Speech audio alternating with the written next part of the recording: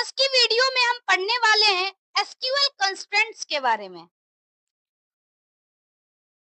Constraints are the set of rules that are applied to the data in a relation. अगर हम constraints की बात करें तो constraints mainly set of rules है जिसका हम लोग किसी टेबल में या किसी टेबल के डेटा पे अप्लाई करते हैं। अगर हम कंस्ट्रेंट करें तो कंस्ट्रेंट्स जो है वो किसी भी डेटा की एक्यूरेसी और रिलायबिलिटी को इंश्योर करने के लिए का यूज किया जाता है। Constraints can be at column level और at table level. Column level constraints apply to a column and table level constraints apply to the whole table. कहने का मतलब क्या है कि जो कंस्ट्रेंट है वो कॉलम लेवल पे भी अप्लाई हो सकता है और टेबल लेवल पर भी अप्लाई हो सकता है। जैसे कॉलम की अगर हम बात करें तो किसी स्पेसिफिक कॉलम पर जब हम लोग कंस्ट्रेंट अप्लाई करते हैं तो कॉलम लेवल कंस्ट्रेंट कहलाता है, लेकिन जब हम इंटायर टेबल पे कोई कंस्ट्रेंट अप्लाई करते हैं तो उसे टेबल लेवल कंस्ट्रेंट कहते हैं। After applying constraint to the table, if any violation happens, then the data cannot be inserted or action cannot be completed। कहने का मतलब कि जब भी हम किसी टेबल में या किस टेबल के किसी कॉलम में कंस्ट्रेंट अप्लाई करते हैं तो अगर किसी भी तरह का वायलेशन होता है तो उस केस में क्या है कि आइदर आपके टेबल में डेटा इंसर्ट नहीं होगा या फिर जो भी हम एक्शन परफॉर्म करना चाहते हैं वो एक्शन कंप्लीट नहीं होगा। तो ये प्रॉब्लम आ सकती है। मतलब क्या है कि अगर हमने रूल डिफाइन किया हुआ है तो रूल फॉलो ही होगा। अगर रूल फॉलो नहीं होगा तो आइदर एक्शन कंप्लीट नहीं होगा या फिर डेटा टेबल में इंसर्ट नहीं होगा। अगर हम कंस्ट्रेंट्स की बात करें तो मेनली हम फोर टाइप का कंस्ट्रेंट्स यूज करते हैं। प्राइमरी की, यूनिक, नॉट नल और फॉरेन की। और भी कंस्ट्रेंट्स होते हैं लेकिन मेनली हमें चार कंस्ट्रेंट के बारे में पढ़ना है। पहला है प्राइमरी की कंस्ट्रेंट्स। अगर हम प्राइमरी की कंस्ट्रेंट्स की बात करें तो हमने जैसा कि प्राइमरी की के बारे में पढ़ा ही है कि प्राइमरी की हमेशा यूनिक होती है और यूनिक होने के साथ साथ नॉट नल भी होती है। यानी हमें ध्यान रखना है कि जब भी हम प्राइमरी की कंस्ट्रेंट की बात करेंगे तो वैल्यू यूनिक होनी चाहिए और नल वैल्यू भी नहीं होनी चाहिए उस कॉलम में। This key applies unique and not null constraint to the column. These constraints ensure that each column of the table contained unique value for each row। मतलब जब भी हम लोग प्राइमरी की अप्लाई करते हैं तो उस रो की वैल्यू जो है वो यूनिक होनी चाहिए। अगर एग्जांपल की हेल्प से समझें तो पहले उसके लिए हमें टेबल क्रिएट करना होगा, उसके बाद हम डेटा इंसर्ट करेंगे तो इससे क्लियर हो जाएगा। या फिर डिस्क्राइब कमांड की हेल्प से भी देख सकते हैं। तो अगर हमें किसी टेबल में कंस्ट्रेंट अप्लाई करना हो उसके लिए जो सिंटैक्स है सिंपल क्रिएट टेबल वाला ही सिंटैक्स है। लेकिन यहाँ पर क्या है कि जैसे हम कॉलम नेम के बाद डेटा टाइप और साइज लिखते हैं तो उसके बाद हमें कंस्ट्रेंट मेंशन करना होगा। जैसे क्रिएट टेबल, टेबल नेम, उसके बाद हम क्या करते हैं जो कॉलम का नाम स्पेसिफाई करते हैं तो कॉलम का नाम, उसके बाद डेटा टाइप, देन साइज और लास्ट में कंस्ट्रेंट। ऐसे हम मल्टीपल कॉलम को स्पेसिफाई कर सकते हैं कॉमा से सेपरेट करके, जैसा हमने क्रिएट टेबल के सिंटैक्स में भी देखा है। और लास्ट में हम सेमी कॉलन से टर्मिनेट कर देंगे। तो ये किसी कंस्ट्रेंट को अप्लाई करने के लिए एक बेसिक सा सिंटैक्स है जो एसक्यूएल में यूज होता है। नेक्स्ट अगर हम बात करें एसक्यूएल कमांड की तो यहाँ पर जैसे हमने लिखा है create table, create table student demo, मतलब हमने स्टूडेंट डेमो नाम का एक टेबल क्रिएट किया हुआ है और उसमें हम क्या कर रहे हैं कुछ कॉलम इंसर्ट कर रहे हैं। जैसे पहला कॉलम है रोल नंबर, इंट और ब्रैकेट में साइज, यानी रोल नंबर, डेटा टाइप और साइज, और इसको हमने डिफाइन कर दिया प्राइमरी की, यानी ये पहला कॉलम है। दूसरा कॉलम है नेम, जिसमें हमने डेटा टाइप और साइज डिफाइन किया है। नेम वैरकर और डेटा का जो साइज है वो है 20, कॉमा सब्जेक्ट वैरकर साइज 20, और नेम सब्जेक्ट में हमने कोई यहाँ पर कंस्ट्रेंट यूज नहीं किया है। तो हम इसको क्या कर सकते हैं, डिस्क्राइब कमांड की हेल्प से देखें, इस क्वेरी को एग्जीक्यूट करें तो टेबल क्रिएट हो जाएगा, और कहां पर कौन सा की अप्लाई हुआ है, कौन सा कंस्ट्रेंट अप्लाई हुआ है, ये देखने के लिए हम क्या कर सकते हैं, टेबल का स्कीमा देख सकते हैं। और टेबल का स्कीमा देखने के लिए आइदर DESC कमांड का यूज करते हैं या फिर डिस्क्राइब कमांड। तो यहाँ पर अगर हम देखें DESC स्टूडेंट डेमो, इसका मतलब क्या है कि स्टूडेंट डेमो नाम का जो टेबल है उसमें जितना भी कॉलम है उसका डेटा टाइप और जो भी हमने डिफाइन किया है वो सारी वैल्यू यहाँ पर आएगी। तो अगर देखा जाए तो इस केस में क्या है, फील्ड हमने डिफाइन किया है रोल नंबर, नेम और सब्जेक्ट। रोल नंबर का डेटा टाइप इंट है, साइज 10 है। नेम का डेटा टाइप वैरचर 20, सब्जेक्ट का डेटा टाइप है वैरचर 20। मतलब हमने जो डेटा टाइप और साइज डिफाइन किया है वो यहाँ आ गया। अब जो हमने डिफाइन किया है की, तो हमें पता है कि की में क्या होता है कि प्राइमरी की हमेशा नॉट नल वैल्यू एक्सेप्ट करता है। तो हम अगर नल की बात करें तो नेम और सब्जेक्ट में हमने कोई वैल्यू स्पेसिफाई नहीं की है, यानी नल वैल्यू हो सकती है। लेकिन रोल नंबर को हमने प्राइमरी की अगर स्पेसिफाई किया है, इसका मतलब क्या है, ये वैल्यू नल नहीं हो सकती, तो यहाँ पर नो लिखा हुआ है। और की यानी प्राइमरी की, डिफॉल्ट वैल्यू हमने कुछ सेट नहीं किया है, तो डिफॉल्ट वैल्यू नल है। तो इस तरह से हम लोग अभी टेबल के ऊपर जैसे ही कंस्ट्रेंट अप्लाई किए, तो यहाँ पर क्या आ रहा है, एक टेबल आ रहा है और टेबल की सारी डिटेल आ रही है। हमने किसको प्राइमरी की डिफाइन किया है, प्राइमरी की प्रॉपर्टी होती है कि वैल्यू नॉट नल होनी चाहिए, तो नल के केस में नो भी आ रहा है। तो इस तरह से हम क्या कर सकते हैं, यहाँ पर वैल्यू को स्पेसिफाई कर सकते हैं। और जैसे ही प्राइमरी की स्पेसिफाई करेंगे, तो जब टेबल में डेटा इंसर्ट होगा तो सारा डेटा यूनिक होगा और नॉट नल होगा। नेक्स्ट अगर हम कंस्ट्रेंट की बात करें, तो नेक्स्ट है यूनिक।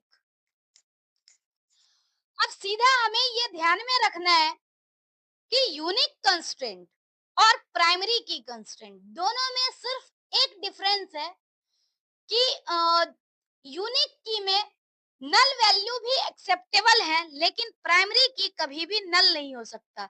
अदरवाइज यूनिक हो या प्राइमरी हो, दोनों के केस में वैल्यू यूनिक ही होनी चाहिए।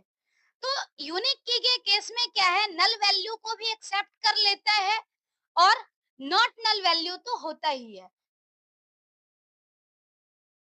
अगर यूनिक कंस्ट्रेंट की बात करें, तो unique constraint make sure that all values present in column are different, यानी एक जिस कॉलम को भी हम यूनिक कंस्ट्रेंट अप्लाई करेंगे जिस भी कॉलम पे, तो वहां क्या होगा, उस कॉलम में सारी वैल्यू यूनिक होगी।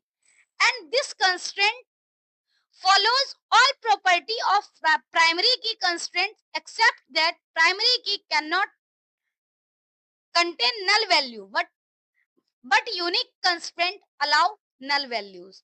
कहने का मतलब कि प्राइमरी की जो है वो प्राइमरी की प्रॉपर्टी और यूनिक की प्रॉपर्टी ऑलमोस्ट सेम होती है। सिर्फ एक डिफरेंस है कि प्राइमरी की में नल वैल्यू एक्सेप्टेबल नहीं है, लेकिन यूनिक की नल वैल्यू को अलाउ करता है। It ensures that the value in the column are unique across all words. Note की अगर हम बात करें तो जो यूनिक की है, किसी टेबल में यूनिक की मल्टीपल हो सकते हैं, लेकिन प्राइमरी की क्या है, हमेशा एक सिंगल प्राइमरी की ही होगा। अब यहाँ पर जैसे हम लोग क्या कर सकते हैं, कभी भी हमें कंस्ट्रेंट अप्लाई करना हो तो या तो हम टेबल क्रिएट करने के टाइम में कंस्ट्रेंट अप्लाई करते हैं। दूसरा तरीका ये भी है कि अगर हमने टेबल क्रिएशन के टाइम में कंस्ट्रेंट अप्लाई नहीं किया है तो उस केस में टेबल को हम मॉडिफाई जब करते हैं तब भी कंस्ट्रेंट अप्लाई कर सकते हैं। जैसे मॉडिफाई करने के लिए हम ऑल्टर कमांड का यूज करते हैं। अगर हम इसकी बात करें सिंटैक्स की, तो सिंटैक्स इसका है एसक्यूएल ऑल्टर, यानी एसक्यूएल सिंटैक्स जो है वो है ऑल्टर टेबल टेबल नेम। मतलब जिस टेबल को हमें अल्टर करना है वो टेबल का नाम आएगा अल्टर टेबल टेबल नेम। उसके बाद कंस्ट्रेंट हमें ऐड करना है तो हम क्या लिखेंगे, ऐड कंस्ट्रेंट का नाम और ब्रैकेट में कॉलम। दूसरा तरीका ये भी हो सकता है कि जैसे हम लोग डिफाइन करने के टाइम में कॉलम का नाम और उसके बाद कंस्ट्रेंट लिखते हैं, तो दोनों ही तरीका है। हम दोनों तरीका में से कोई एक भी यूज कर सकते हैं। आइदर हम ऐड, उसके बाद ऐड के साथ जैसे क्या है कंस्ट्रेंट लिखेंगे और जिस भी कॉलम पे अप्लाई करना है वो कॉलम का नाम लिखेंगे, या फिर कंप्लीटली जैसे किसी टेबल को टेबल में कॉलम डिफाइन करते हैं उस तरीके से भी हम कंस्ट्रेंट को ऐड कर सकते हैं। तो यहाँ पर जैसे हमने लिख दिया alter table student, add unique और स्टैंडर्ड। कहने का मतलब क्या है कि हम स्टूडेंट टेबल को अल्टर कर रहे हैं और ऐड यूनिक, यानी यूनिक कंस्ट्रेंट हम ऐड कर रहे हैं किसमें, तो स्टैंडर्ड नाम के जो कॉलम है उसमें यूनिक कंस्ट्रेंट ऐड हो रहा है। अगर हम यूनिक कंस्ट्रेंट ऐड करने के बाद देखें कि ये एक्चुअल में चेंज कैसे हुआ है, तो इसके लिए हम डिस्क्राइब कमांड का यूज कर सकते हैं। और डिस्क्राइब कमांड का यूज करके जैसे अगर हम यहाँ ध्यान से देखें कि हमारे पास एक टेबल है स्टूडेंट नाम का जिसमें 5 फील्ड है, roll number, student name, standard, subject और जेंडर। इसका डेटा टाइप और साइज डिफाइन किया हुआ है। अब जैसे रोल नंबर किसी का नल नहीं हो सकता, मतलब नॉट नल वैल्यू ही हम लोग जनरली रोल नंबर में देंगे, तो उस केस में क्या है कि अगर रोल नंबर हमारा नॉट नल होगा, यानी हम नल वैल्यू इंसर्ट नहीं कर सकते, तो हमें यहाँ पर नॉट नल डिफाइन करना हो सकता है। जैसे यहाँ पर हमने डिफाइन नहीं किया है, सिंपली हमें यहाँ शो हो रहा है। मेन कंसर्न हमेशा इससे है कि जैसे हमने यूनिक कंस्ट्रेंट को ऐड किया है तो हमारे टेबल में स्टैंडर्ड के साथ यूनिक कंस्ट्रेंट ऐड हुआ है या नहीं हुआ है, तो वो हम चेक कर सकते हैं डिस्क्राइब या फिर DESC स्टूडेंट लिख करके। As you can see unique key constraint assign to attribute name standard, मतलब जो स्टैंडर्ड नाम का कॉलम है उसमें यूनिक की असाइन हो रहा है, जो हमने यहाँ पर देखा भी है, which means standard column holds unique value. अब इसका मतलब क्या है, जब कभी भी हम इसमें डेटा इंसर्ट करेंगे तो हमेशा इसकी वैल्यू जो होनी चाहिए वो यूनिक वैल्यू होनी चाहिए, और अगर यूनिक वैल्यू इंसर्ट नहीं करेंगे तो डुप्लीकेट वैल्यू के केस में एरर जनरेट होगा। वो हम एग्जाम्पल की हेल्प से देखते हैं। जैसे हमने क्या किया है, पहले सिलेक्ट कमांड का यूज करके यहाँ पर देख लिया है कि किस तरीके से यहाँ पर जो कॉलम है कॉलम में क्या वैल्यू प्रेजेंट है। तो यहाँ अगर हम देखें तो इसमें सिलेक्ट स्टार फ्रॉम स्टूडेंट लिखने से ये पता चल रहा है कि इसमें टोटल 3 रो है और स्टैंडर्ड की वैल्यू यूनिक है, यानी 11th है, 11th एफ और 10th ए, तीन वैल्यू यहाँ यूनिक है। अब हमने क्या किया कि इंसर्ट किया है चौथी रो। तो चौथी रो इंसर्ट करने के लिए यहाँ पर क्या हो गया, हमने लिखा है इंसर्ट इनटू स्टूडेंट्स, स्टूडेंट और वैल्यू, यानी इंसर्ट इनटू यहाँ पर कमांड है स्टूडेंट और वैल्यूज हमने उसी सीक्वेंस में एंटर किया है। लेकिन हम ध्यान से देखें तो यहाँ पर स्टैंडर्ड का जो नाम है वो 11th ए है और ऑलरेडी 11th ए पहले से एग्जिस्ट कर रहा है। लेकिन हमने क्या डिफाइन कर दिया है कि जो स्टैंडर्ड है वो यूनिक होनी चाहिए। इसका मतलब क्या है कि यहाँ पर एरर जनरेट होगा और एरर जनरेट हो रहा है यहाँ पर डुप्लीकेट एंट्री 11th है फॉर की स्टैंडर्ड, यानी स्टैंडर्ड को तो हमने यूनिक डिफाइन किया हुआ है, लेकिन फिर से अगर 11th ए एंट्री कर रहे हैं तो इसका मतलब क्या है, ये डुप्लीकेट की एंटर हो रहा है, तो इंसर्ट नहीं होगा।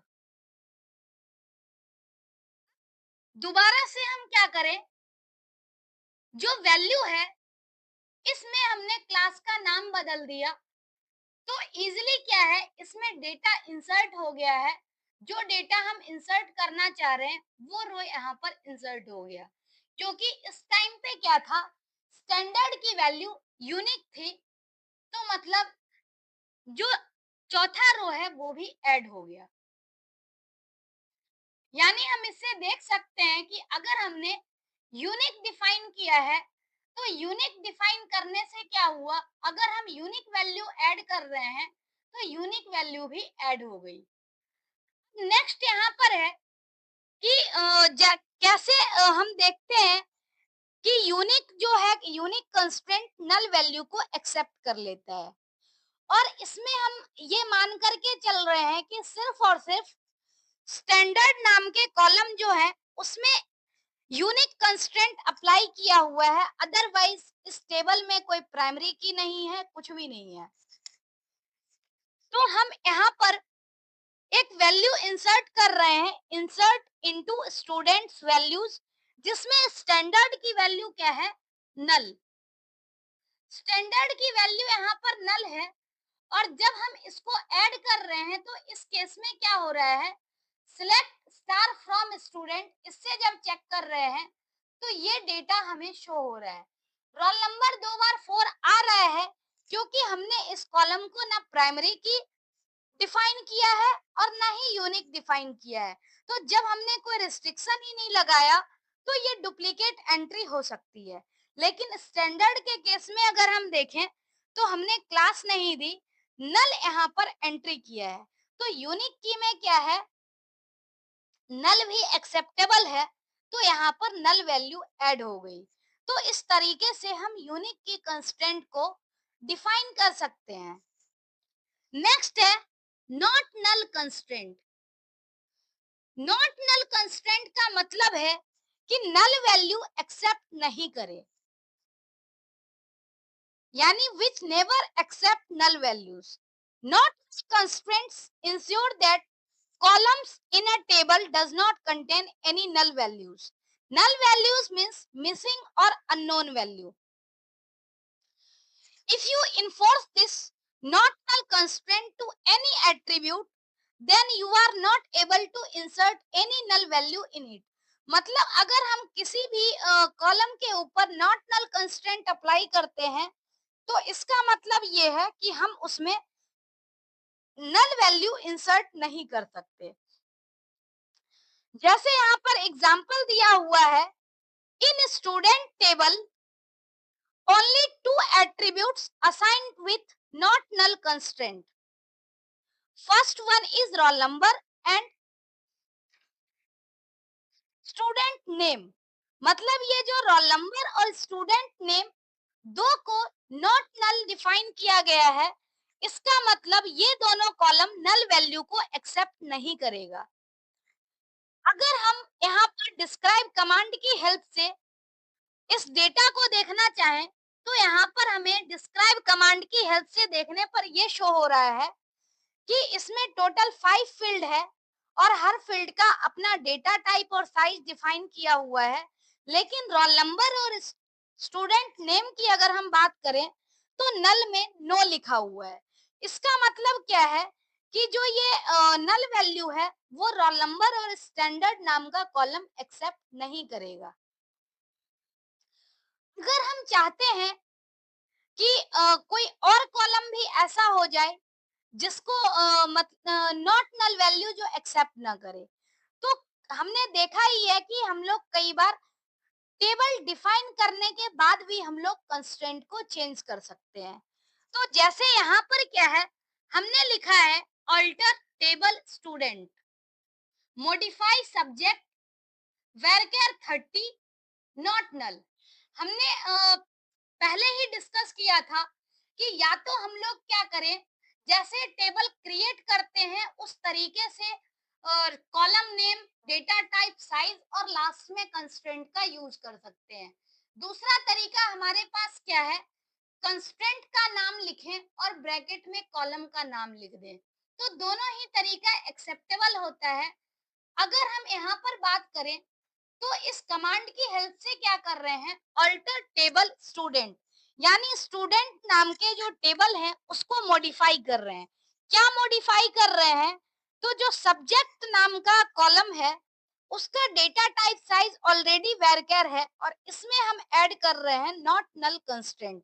यानी अभी तो सिर्फ रोल नंबर और स्टूडेंट नेम, ये दो कॉलम में नल वैल्यू एक्सेप्टेबल नहीं था, लेकिन जब हम सब्जेक्ट कॉलम को मॉडिफाई कर देते हैं नॉट नल कंस्ट्रेंट का यूज करके, तो इस केस में क्या होगा, जो सब्जेक्ट नाम का कॉलम है वो भी नल वैल्यू एक्सेप्ट नहीं करेगा। तो इसको हम एग्जांपल की हेल्प से देखते हैं। जैसे क्या है कि दोबारा से अगर हम डिस्क्राइब कमांड का अब यूज करें, तो डिस्क्राइब कमांड का यूज करने से यहाँ पर क्या हो रहा है, जो हमारे roll number, student name, standard, subject और जेंडर, ये 5 फील्ड थी, ये ऑलरेडी आ रही है। उसके बाद डेटा टाइप और साइज डिफाइंड है। लेकिन पहले वाला जब डिस्क्राइब कमांड हमने यूज किया था पहले, तो इस केस में क्या है कि जो नल है, नल थी, वो सिर्फ रोल नंबर और स्टूडेंट नेम में थी। अभी हमने जब सब्जेक्ट में ऐड किया है, तो अब सब्जेक्ट नाम का जो कॉलम है वो भी नल वैल्यू एक्सेप्ट नहीं करेगा। ट्राई कर लेते हैं हम लोग किसी डेटा को इंसर्ट करके। जैसे एग्जांपल दिया हुआ है, इंसर्ट इनटू स्टूडेंट, और वैल्यूज में उसी सीक्वेंस में दिया हुआ है जिस सीक्वेंस में हमारा कॉलम है। जैसे roll number, name, standard, subject और जेंडर। अब हमने ये डिफाइन कर दिया कि सब्जेक्ट जो है वो नल नहीं हो सकता है। तो जब सब्जेक्ट यहाँ पर नल नहीं हो सकता है, तो इसका मतलब क्या है, एक एरर जनरेट होगा, column subject can not be null. तो इस तरह से हम देख सकते हैं कि जब नॉट नल कंस्ट्रेंट था तो उसमें हम नल वैल्यू ऐड नहीं कर सकते हैं। नेक्स्ट है,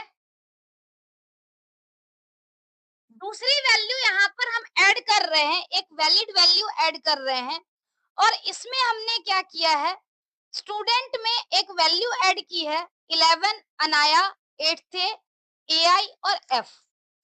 अब यहाँ पर जो सब्जेक्ट की वैल्यू हो, चाहे रोल नंबर और स्टूडेंट नेम की वैल्यू हो, कोई भी वैल्यू नल नहीं है। इसका मतलब क्या है, ये रो सक्सेसफुली इंसर्ट हो गया। और अगर हम select star from student command का यूज करते हैं तो हमें पूरी की पूरी टेबल दिख जाएगी। और जहां पर भी नल एक्सेप्टेबल है, तो उस केस में आपको याद होगा कि या तो वो यूनिक की है, नहीं तो हमने नल कंस्ट्रेंट नॉट नल कहीं पर डिफाइन नहीं किया है। जैसे स्टैंडर्ड था, यूनिक कंस्ट्रेंट था, तो स्टैंडर्ड में तो नल हो सकता है। ऐसे ही जेंडर को हमने कोई रिस्ट्रिक्शन ही नहीं लगाया, तो जो जेंडर है वो भी नल वैल्यू कंटेन कर सकता है। तो इस तरह से हम देख सकते हैं कि नॉट नल कंस्ट्रेंट कैसे यूज होता है। अब लास्ट कंस्ट्रेंट जो है वो है फॉरेन की कंस्ट्रेंट।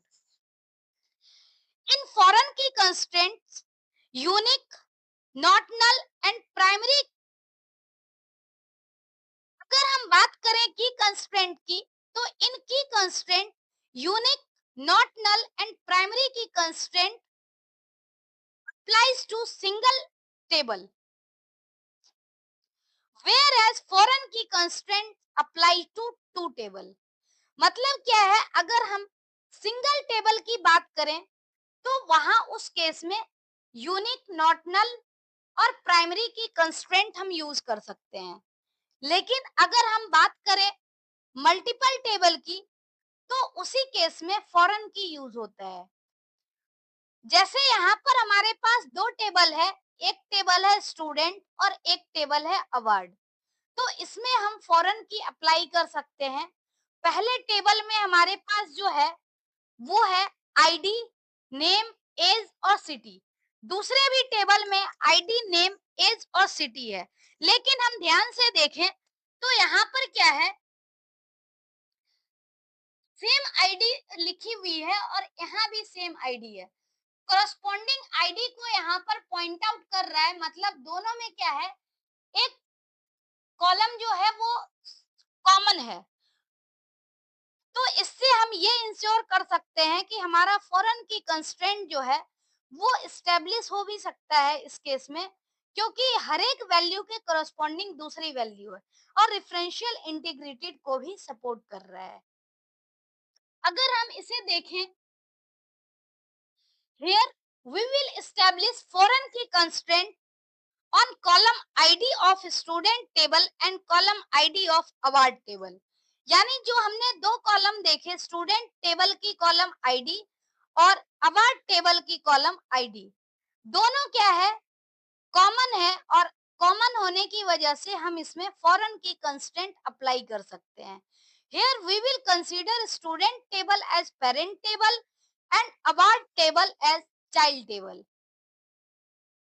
अब इसमें रूल जो है वो क्या रूल फॉलो होता है, तो column ID of student table must be its primary की। यानी स्टूडेंट टेबल को हम पेरेंट टेबल कंसीडर कर रहे हैं। तो इसका मतलब क्या है कि इसमें जो हमारा यूनिक की है, यूनिक है वैल्यू, इसको हम प्राइमरी की मानेंगे। लेकिन अगर हम बात करें column ID of award table में और मे नॉट बी प्राइमरी की ऑफ अवार्ड टेबल। मतलब क्या है कि दो टेबल हमारे पास है, तो एक टेबल में तो वैल्यू प्राइमरी की ही होना चाहिए, और वही वैल्यू जब दूसरे टेबल में बनता है तो उसे फॉरेन की कहते हैं।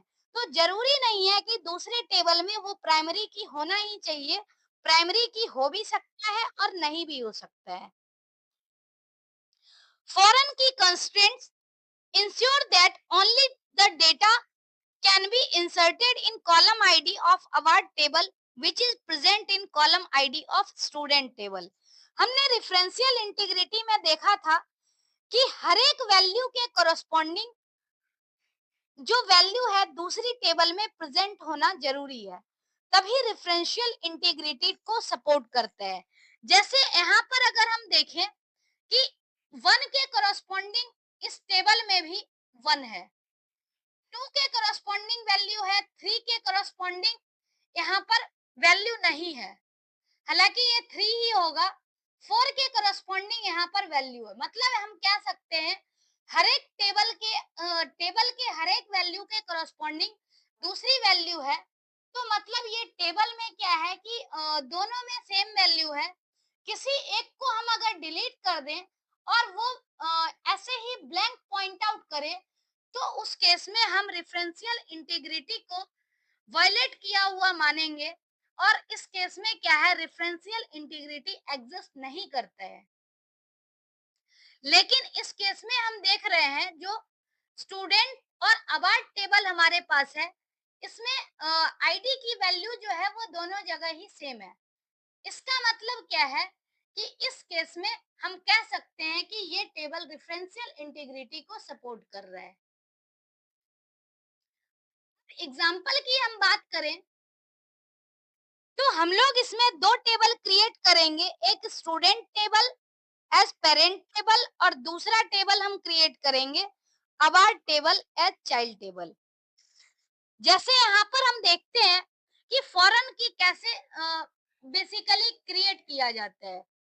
इससे क्या है, हमने पहला और दूसरा टेबल दोनों क्रिएट किया है और दूसरे टेबल में पहले टेबल का रेफरेंस कैसे देते हैं। तो इसके लिए पहला टेबल तो क्रिएट करने का सिंपल तरीका है, जो हम पेरेंट टेबल क्रिएट कर रहे हैं और पेरेंट टेबल क्रिएट कर रहा है, तो इस केस में हमने लिखा क्रिएट टेबल स्टूडेंट, आईडी क्या है, इंटीजर है और प्राइमरी की है। मतलब पहले टेबल में प्राइमरी की तो होना ही चाहिए। नेम, नेक्स्ट है नेम कैर 20, क्लास कैर 20 और फोन इंटीजर। मतलब ये जो स्टूडेंट नाम का टेबल है, ये हमने यहाँ पर क्रिएट किया है। सिंपल, यहाँ पर हमें कुछ दिमाग नहीं लगाना, बस ये मान करके चलना है कि हमें एक सिंपल टेबल क्रिएट करना है और उस टेबल में एक प्राइमरी की होना चाहिए। जब हम दूसरा टेबल क्रिएट करेंगे, तब हम पहले टेबल को पॉइंट आउट करेंगे। यानी इसमें क्या है, जब हम टेबल को क्रिएट करेंगे तो कैसे पॉइंट करेंगे वो हमें देखना है। Create table award, create table awards मतलब अवार्ड्स नाम का टेबल क्रिएट करना है। आईडी इंटीजर, मतलब यहाँ पर हमने देखा था कि जरूरी नहीं है कि ये प्राइमरी की हो ही, तो हमने प्राइमरी की डिफाइन नहीं किया। नेक्स्ट है इवेंट कैट 20। अब सिंपल यहाँ टेबल तो क्रिएट हो गया।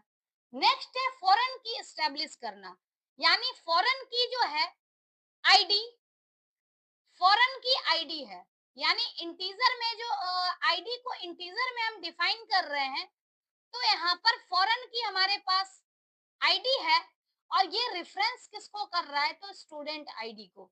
अब जा करके यहाँ पर क्या हुआ, ये फॉरेन की अप्लाई हो गया। मतलब पहले कंडीशन में हम सिंपल टेबल क्रिएट कर रहे हैं और जो चाइल्ड टेबल क्रिएट कर रहे हैं उसमें हम पेरेंट टेबल को रेफरेंस कर रहे हैं। अब यहाँ पर हम देखते हैं एग्जाम्पल की हेल्प से कैसे फॉरेन की वर्क करता है। तो उसके लिए स्टूडेंट नाम का हमें टेबल चाहिए, तो हमने क्या किया है, स्टूडेंट नाम के टेबल में डेटा इंसर्ट किया है, जो कि हमने यहाँ शो नहीं किया।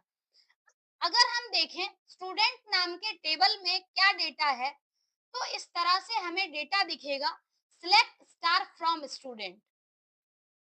तो ये चीज यहाँ पर फर्स्ट टेबल हो गई।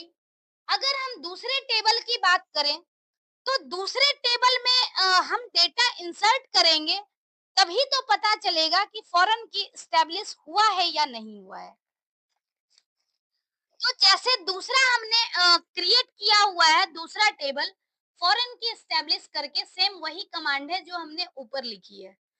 अब यहाँ पर क्या है कि हम इसमें वैल्यू इंसर्ट कर रहे हैं, यानी कहने का मतलब क्या है कि जो हमने फर्स्ट टेबल में इंसर्ट किया है, वही वैल्यू हमारा दूसरे टेबल में भी होना चाहिए। कोई ऐसा वैल्यू जो फर्स्ट टेबल में है और सेकंड में नहीं है, तो इस तरह का हम लोग एंट्री नहीं कर सकते, क्योंकि यहाँ पर फॉरेन की जो है रेफरेंशियल इंटीग्रिटी, वो रूल वायलेट हो रहा है। तो इस केस में अगर हम देखें, तो हमने यहाँ पर इंसर्ट किया है, इंसर्ट इनटू अवार्ड्स और वैल्यूज।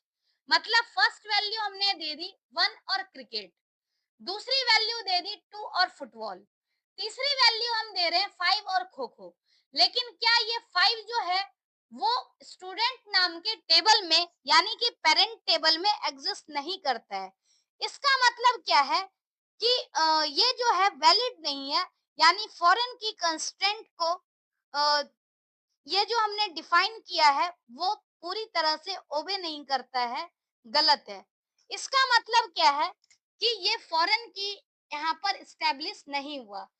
फॉरेन की स्टैब्लिश तब होगा जब यहाँ पर हम सिर्फ वही वैल्यू देंगे जो ऑलरेडी पेरेंट टेबल में डिफाइन किया गया है।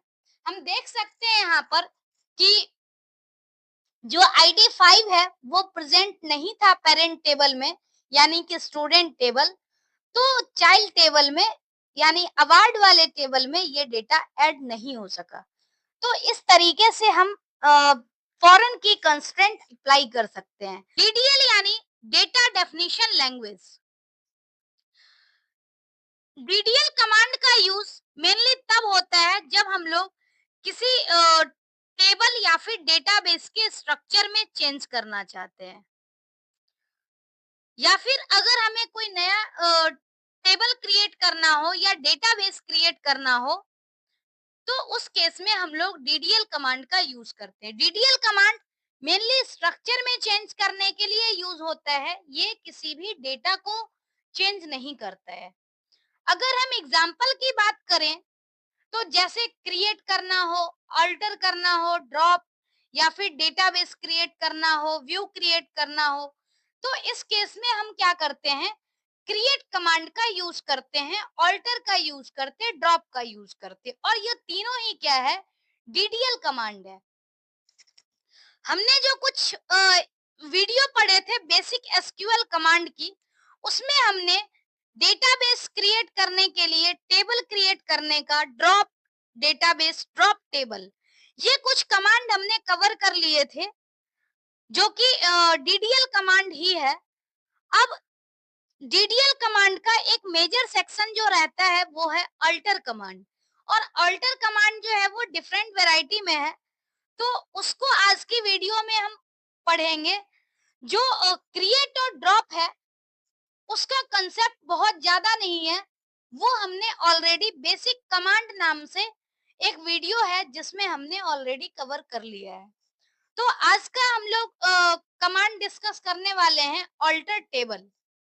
अगर हम ऑल्टर टेबल की बात करें, तो ऑल्टर टेबल क्या है, एक डीडीएल कमांड है जो कि टेबल को मॉडिफाई करने के लिए यूज किया जाता है। जैसे कई बार ऐसा होता है कि हम टेबल को क्रिएट कर देते हैं और क्रिएट करने के बाद हमें मॉडिफिकेशन की नीड हो, तो इस केस में क्या होता है कि हम डीडीएल कमांड का यूज कर सकते हैं, और डीडीएल कमांड में भी ऑल्टर टेबल का, ऑल्टर टेबल कमांड का यूज करके हम किसी कॉलम को डिलीट कर सकते हैं, ऐड कर सकते हैं, मॉडिफाई कर सकते हैं, या फिर किसी कंस्ट्रेंट को ऐड कर सकते हैं, ड्रॉप कर सकते हैं। मतलब टेबल के स्ट्रक्चर में जो भी मॉडिफिकेशन होगी, उसके लिए ऑल्टर कमांड हम यूज करेंगे। क्रिएट करने के लिए, नया स्ट्रक्चर बनाने के लिए, नया टेबल या डेटाबेस बनाने के लिए हम क्रिएट कमांड का यूज करते हैं। डेटाबेस या टेबल को परमानेंटली डिलीट करने के लिए ड्रॉप कमांड का यूज करते हैं, और ड्रॉप कमांड से क्या होता है, इंक्लूडिंग स्ट्रक्चर डिलीट हो जाता है। अगर हम ऑल्टर कमांड की बात करें, तो ऑल्टर में हम लोग स्पेसिफिक कॉलम में कुछ भी डेटा स्ट्रक्चर को या तो मॉडिफाई कर सकते हैं, या ऐड कर सकते हैं, डिलीट कर सकते हैं। इसमें क्या है कि इंक्लूडिंग स्ट्रक्चर अगर डिलीट करना होगा, तो इंक्लूडिंग स्ट्रक्चर डिलीट होता है। अगर हम इसके सिंटैक्स की बात करें, तो सिंटैक्स क्या होता है, ऑल्टर टेबल, टेबल नेम, और उसके बाद हमें जो भी ऑल्टर करना है उससे रिलेटेड हम डिफरेंट ऑप्शन का यूज करते हैं। तो ये है ऑल्टर कमांड का basic syntax, alter table, table name, और ऑल्टर ऑप्शन में क्या है कि हम कॉलम ऐड करें, कॉलम को डिलीट करें, कॉलम मॉडिफाई करें, या फिर कंस्ट्रेंट ऐड करें, डिलीट करें। तो ये कुछ भी ऑप्शन हो सकते हैं। अब एक एक करके हम देखेंगे कि कौन से काम के लिए हमें क्या कमांड यूज करना है। सबसे पहला है add a column to the table. अगर हमें किसी टेबल में कॉलम ऐड करना होगा, तो उसके लिए हम क्या यूज करेंगे, कौन सा कमांड यूज करेंगे। तो इससे पहले हमें पता होना चाहिए कि हमारे पास टेबल कौन सा है। तो यहाँ पर हमने दिया select star from student command. तो इससे क्या है कि जो एग्जिस्टिंग टेबल थी वो हमें शो हो गई। हम चाहते हैं कि टेबल में कोई कॉलम को ऐड कर लें, तो कॉलम ऐड करने से यहाँ पर क्या होगा, कॉलम ऐड करने का जो सिंटैक्स होगा वो होगा ऑल्टर टेबल, टेबल नेम, और ऑप्शन जो हमारे पास है वो है add column name, data type, अगर नीड होगी तो उसका साइज भी हम लिखेंगे, और अगर हमें कोई कंस्ट्रेंट ऐड करना है तो हम कंस्ट्रेंट भी ऐड करेंगे। बेसिकली ये जो है वो ऑल्टर टेबल का ऑप्शन है। मतलब पहला ऑप्शन ये है कि हम कॉलम को ऐड कर रहे हैं किसी टेबल में, तो टेबल में कॉलम ऐड करने के लिए हमें क्या करना होगा, ऑल्टर टेबल टेबल नेम, तो सारे कमांड में होगा, जहां भी ऑल्टर कमांड का यूज होगा उसमें ऑल्टर टेबल टेबल नेम जरूर लिखना है। नेक्स्ट है ऐड अ कॉलम, तो उसके लिए add column name, data type, size और कंस्ट्रेंट। कंस्ट्रेंट ऑप्शनल है, अगर हम चाहेंगे तो ये यूज कर सकते हैं, मतलब इतना ऑप्शन हमारे पास है। अगर हम एग्जाम्पल की बात करें तो एग्जाम्पल देखते हैं, जैसे कि अगर हम चाहते हैं, एग्जाम्पल है, if we want to add a column class with data type varchar and size 50 and nulls are not allowed. मतलब यहाँ पर क्या है, जो हमारे पास एग्जिस्टिंग कॉलम है, एग्जिस्टिंग टेबल है, उसके लिए ये कहा गया है कि क्लास नाम का कॉलम ऐड होना चाहिए जिसका डेटा टाइप varchar हो, साइज 50 हो और नल वैल्यू अलाउड ना हो।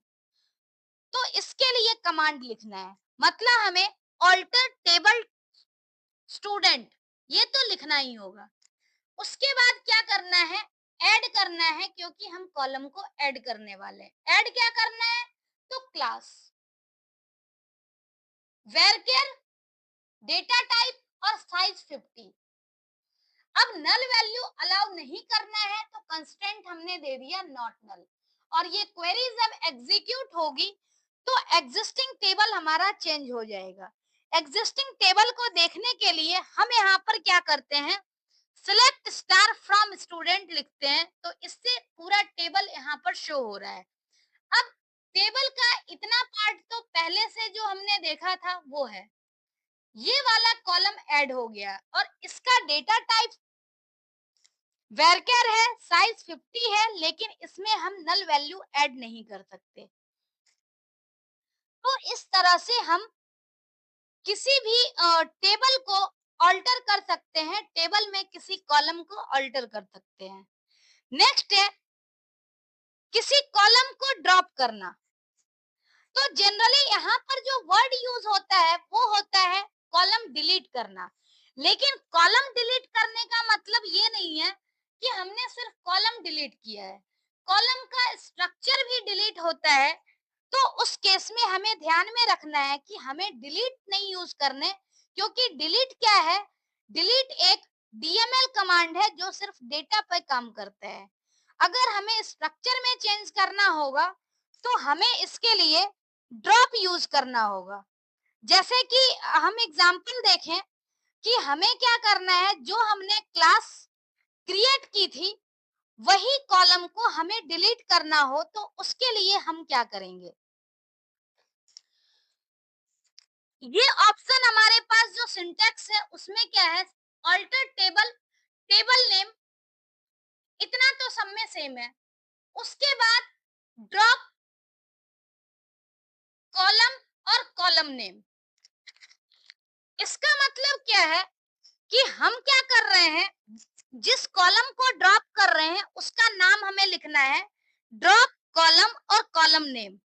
लेकिन यहाँ पर आप ध्यान दो कि हम कोई डेटा टाइप डिफाइन नहीं कर रहे, कुछ भी डिफाइन नहीं कर रहे। इसका मतलब क्या है कि जब हम स्ट्रक्चर डिलीट कर रहे हैं तो हमें कुछ डिफाइन करने की नीड नहीं है। सेम वही है कि जैसे हम क्रिएट कमांड का यूज करते हैं तो टेबल के बारे में पूरी डिटेल देते हैं, लेकिन ड्रॉप करने में सिर्फ हमें ड्रॉप करना होता है और पूरा टेबल डिलीट हो जाता है। तो यहाँ पर भी हमें कॉलम के साथ कुछ एडिशनल इंफॉर्मेशन नहीं देना है।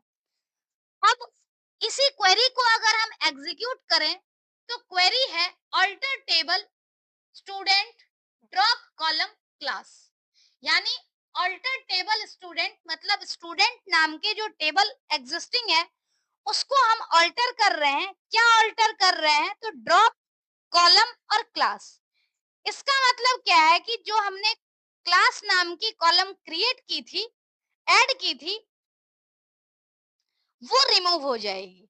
तो हम लोग उसको देखने के लिए यहाँ पर select star from student use करते हैं, और इससे क्या हो रहा है, पूरी टेबल शो हो रही है, और इसमें हम देख पा रहे हैं कि यहाँ पर क्लास नाम का कोई भी कॉलम एग्जिस्ट नहीं करता है।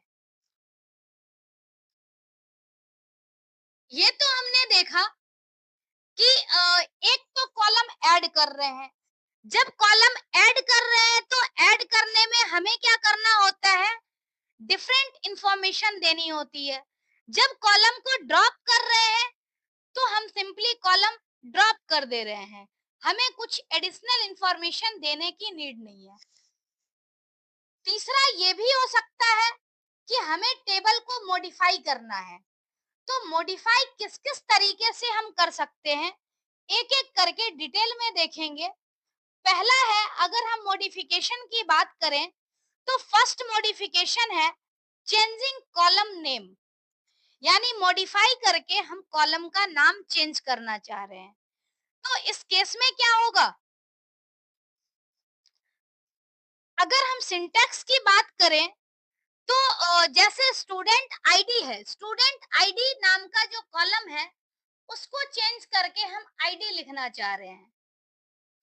इसका मतलब क्या है कि इसका सिंटैक्स जो होगा वो कुछ इस तरह से होगा, ऑल्टर टेबल टेबल नेम, ये तो सब में ही होता है।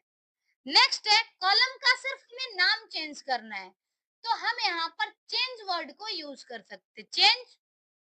उसके बाद चेंज क्या करना है, तो कॉलम चेंज करना है, ओल्ड नेम, ओल्ड नेम से न्यू नेम, और उसका डेटा टाइप। जब चेंज करना है तो हमें डेटा टाइप भी स्पेसिफाई करना होगा कि नया जो कॉलम है उसका डेटा टाइप क्या होगा। तो इस तरह से सिंटैक्स होता है, alter table table name, change column, old column name और new column name, then data type. अगर हम क्वेरी की बात करें तो यहाँ क्वेरी लिखी हुई है ऑल्टर टेबल स्टूडेंट, यानी स्टूडेंट नाम के टेबल में ऐड हो रहा है। क्या ऐड हो रहा है, तो कॉलम नेम हम चेंज कर रहे हैं, तो चेंज, चेंज क्या कर रहे हैं, तो column student ID, old name है, आईडी न्यू नेम है, और इंटीजर यहाँ पर डेटा टाइप है। तो इस तरह से हम बता सकते हैं कि हमने पुराने नाम से नए नाम में चेंज किया है, और उसका सिंटैक्स इस तरह से होगा। हमें ओल्ड नेम और न्यू नेम दोनों स्पेसिफाई करनी होती है। अगर हम इस क्वेरी को एग्जीक्यूट कर दें तो एग्जीक्यूट करने के बाद अगर हम देखते हैं इसकी detail, select star from student लिख करके, मतलब ये क्वेरी है, तो अब यहाँ पर क्या है, आईडी नाम से कॉलम आ रहा है। अगर हम पुराना टेबल देखें तो इस केस में क्या है कि स्टूडेंट आईडी लिखा हुआ है, स्टूडेंट आईडी है जिसको हमने कन्वर्ट कर दिया आईडी में। तो आईडी में कन्वर्ट करने के बाद अब ये कॉलम में लिखा हुआ आ रहा है आईडी। तो इस तरह से हम कॉलम के नेम को मॉडिफाई कर सकते हैं। दूसरा तरीका, दूसरा मॉडिफिकेशन क्या हो सकता है कि हम कॉलम के सिर्फ डेटा टाइप को चेंज कर रहे हैं।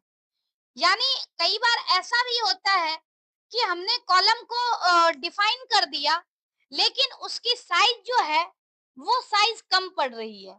तो उस केस में हम ऐसा भी कर सकते हैं कि कॉलम का डेटा टाइप जो है वो चेंज कर दें। और चेंज, कई बार डेटा टाइप चेंज करने की नीड होती है, कई बार हमें साइज इंक्रीज करने की भी नीड होती है। तो एक एक करके देखेंगे। पहला है चेंजिंग कॉलम डेटा टाइप। अब हम यहाँ पर चाहते हैं जैसे कि इंटीजर जो है, आईडी का डेटा टाइप इंटीजर है, लेकिन कई बार ऐसा भी होता है कि आईडी में लेटर वगैरह भी हो सकते हैं। तो हम चाहते हैं कि ये इंटीजर जो है वो वैरचर में कन्वर्ट हो जाए। मतलब इसका हमें अगर डेटा टाइप चेंज करना हो इंटीजर से वैरचर में, तो इस केस में हम क्या करेंगे, ऑल्टर कमांड का यूज करेंगे। सिंटैक्स क्या होगा, alter table table name, change column, यानी हम चेंज कर रहे हैं कॉलम को, लेकिन क्या चेंज कर रहे हैं? तो जिस कॉलम को हमें चेंज करना है उस कॉलम का नाम और नया डेटा टाइप क्या होगा, वो डेटा टाइप हमें डिफाइन करना होगा। ये सिंटैक्स होता है। अगर हम क्वेरी एग्जीक्यूट करें तो इस तरह से एग्जीक्यूट कर सकते हैं। पहले हम देख लेते हैं कि जो हमारा कॉलम है, जो टेबल है एग्जिस्टिंग, उसका डेटा टाइप क्या है, जिससे ये पता चल जाए कि हमने चेंज क्या किया है। डिस्क्राइब स्टूडेंट या डीईएससी स्टूडेंट, इससे क्या है, आईडी जो है वो इंटीजर टाइप की आ रही है। हम चाहते हैं ये इंटीजर से चेंज हो जाए वैरचर में। तो हमने यहाँ क्या लिखा, query alter table student. Change क्या करना है, चेंज या मॉडिफाई? मॉडिफाई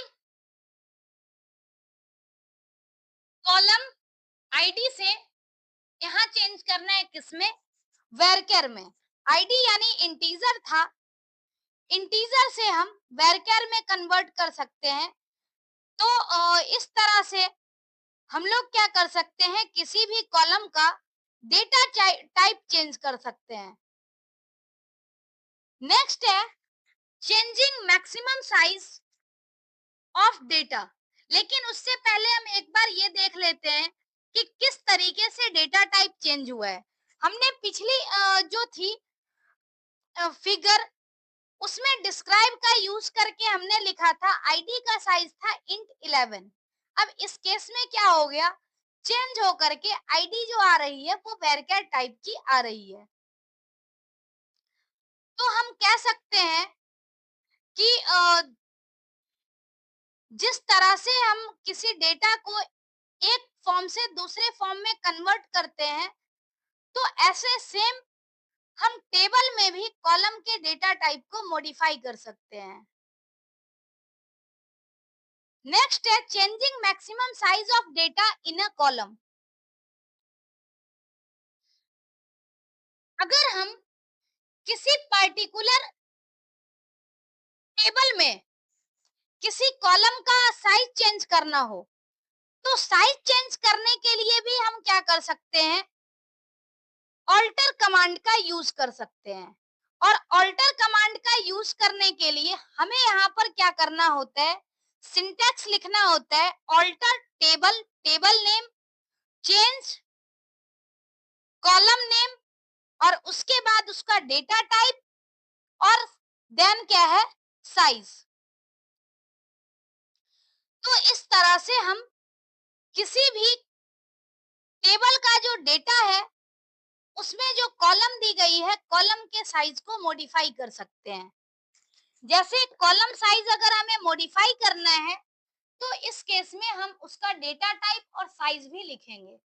जैसे अगर हम डिस्क्राइब करें, इसकी स्कीमा चेक करें, डीएससी स्टूडेंट लिख करके, तो यहाँ पर आईडी का डेटा टाइप क्या आ रहा है, वैरचर 50। हम चाहते हैं कि इसकी साइज चेंज हो जाए, तो सेम हम यहाँ क्या लिख रहे हैं, ऑल्टर टेबल स्टूडेंट, चेंज और मॉडिफाई यहाँ पर लिख सकते हैं। किसको चेंज या मॉडिफाई करना है, तो कॉलम को, कौन से कॉलम को, तो आईडी और नया डेटा टाइप विथ साइज।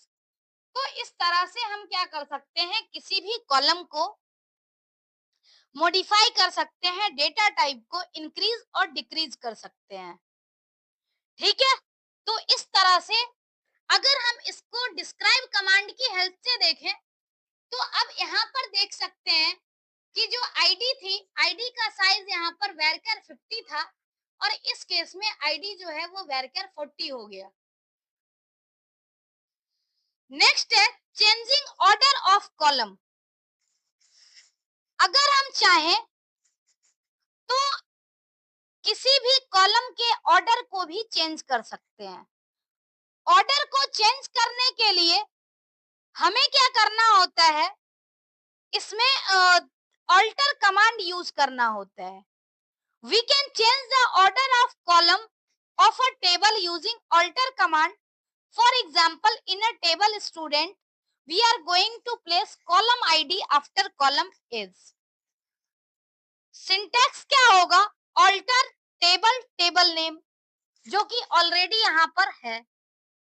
उसके बाद नेक्स्ट है modify column name, data type और साइज। मतलब हमने इसके कॉलम नेम, डेटा टाइप और साइज को लिख दिया। अब यहाँ पर क्या है, फर्स्ट या आफ्टर लिखा हुआ है और कॉलम नेम, मतलब ये हमें कहां पर चेंज करनी है, किधर शिफ्ट करनी है। तो इस केस में क्या है, फर्स्ट का मतलब अगर हम फर्स्ट लिखते हैं तो उस पर्टिकुलर कॉलम से जिसको हम डिफाइन कर रहे हैं उस कॉलम से पहले आएगी। अगर आफ्टर लिखते हैं तो आफ्टर के बाद क्या होगा, जो कॉलम हम मेंशन करेंगे उस कॉलम के बाद जो कॉलम हम डिफाइन करते हैं वो कॉलम आएगी। तो यहाँ पर हम एक देख लेते हैं कि हमारा एग्जिस्टिंग डेटा क्या है। एग्जिस्टिंग डेटा देखने के लिए हम यहाँ क्या कर सकते हैं, सिलेक्ट स्टार फ्रॉम स्टूडेंट। हमने सिलेक्ट स्टार फ्रॉम स्टूडेंट से क्या किया, यहाँ पर डेटा चेक कर लिया। डेटा चेक करने के बाद हमें पता चल गया कि टेबल का क्या कंटेंट है। नेक्स्ट अगर हम बात करें मॉडिफाई करने की, तो मॉडिफाई करने के लिए हम यहाँ क्या कर रहे हैं, ऑल्टर टेबल स्टूडेंट, यानी स्टूडेंट नाम के टेबल को हम चेंज कर रहे हैं। मॉडिफाई किसको मॉडिफाई कर रहे हैं, तो इसका डेटा टाइप और साइज हमें लिखना है। लेकिन कहाँ मॉडिफाई करके कहाँ करना है, तो आफ्टर एज। तो आफ्टर एज अगर हमें पहले करना है तो फर्स्ट और उसके बाद एज लिखना होता, तो एज से पहले शिफ्ट हो जाती। आफ्टर एज तो मतलब यहाँ पर क्या है, एज के बाद शिफ्ट हो गई। अगर हम ध्यान से देखें तो इस टेबल में क्या है कि जो डेटा है स्टूडेंट नेम के पहले आईडी है, लेकिन आईडी को हमने शिफ्ट कहाँ किया है, आफ्टर एज। तो इसका मतलब क्या है, ये आईडी पहले स्टूडेंट नेम के पहले थी, उसके बाद आफ्टर एज शिफ्ट हो गई। तो इस तरह से हम कॉलम की पोजीशन को भी चेंज कर सकते हैं। नेक्स्ट है, नेक्स्ट एग्जांपल है, now we are going to put column ID back to first position. इसका मतलब क्या है कि हमें फर्स्ट पोजीशन पे अगर आईडी लिखनी हो फिर से, तो यहाँ पर क्या करेंगे कि again alter table student, modify ID, varchar 40 और कहा हमने कर दिया, तो फर्स्ट पोजीशन पे।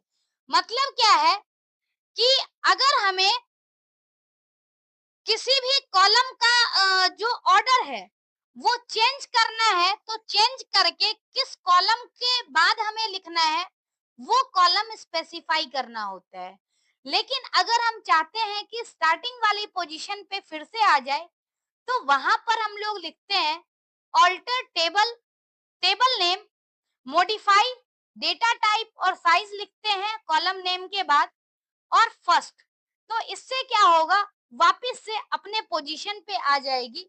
अगर हम ध्यान से देखें तो ये वाला जो कॉलम है वो ऑलरेडी अपने पोजीशन पर फिर से हमें शो हो रहा है। नेक्स्ट है कि अगर हम किसी कॉलम में या किसी टेबल में किसी कंस्ट्रेंट को ऐड करें या मॉडिफाई करें, उसके लिए भी हम यूज करते हैं डीडीएल कमांड का।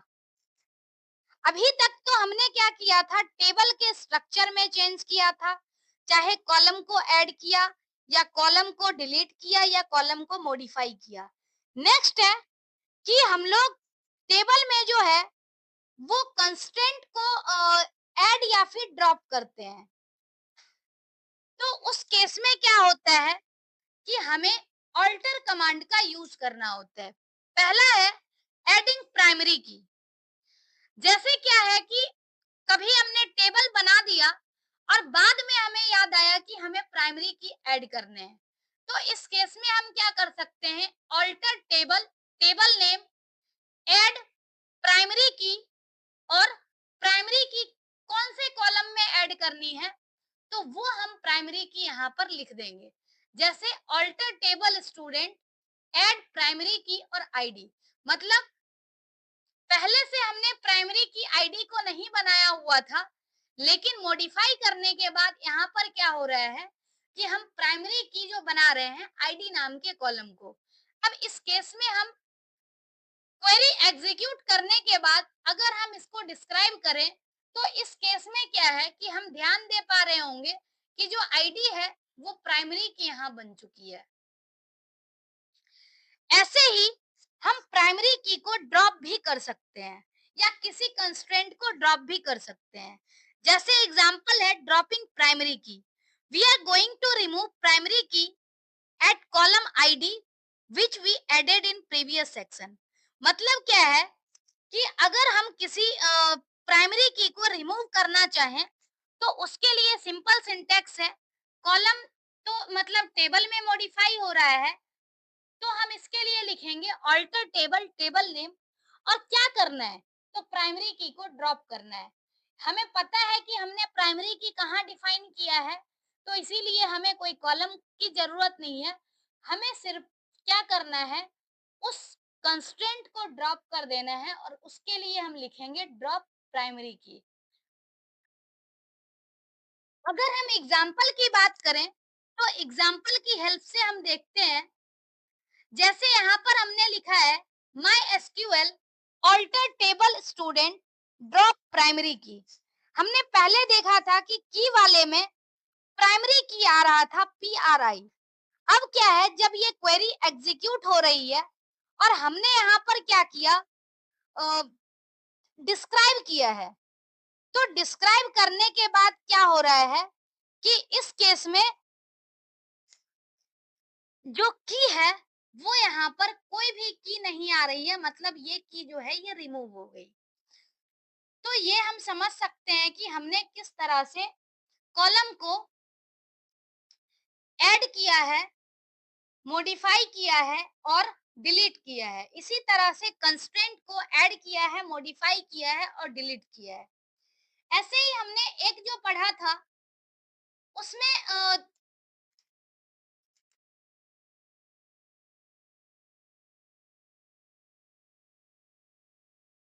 सेम यहाँ पर है कि जैसे कॉलम को ऐड करना और कॉलम को ड्रॉप करना। तो न्यू कॉलम को अगर हम ऐड करें या ड्रॉप करें,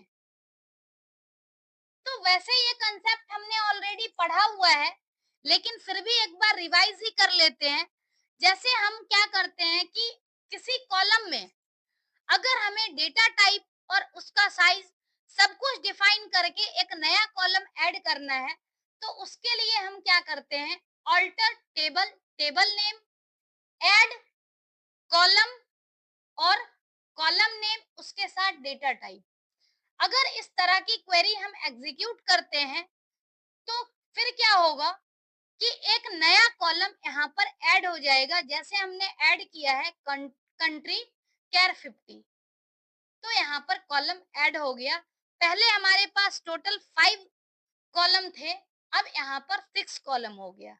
ऐसे ही अगर हम कॉलम को ड्रॉप करना चाहें, तो कॉलम ड्रॉप करने के लिए हम क्या करते हैं, सिंपली ड्रॉप कॉलम यूज करते हैं, alter table table name, drop column और कॉलम नेम।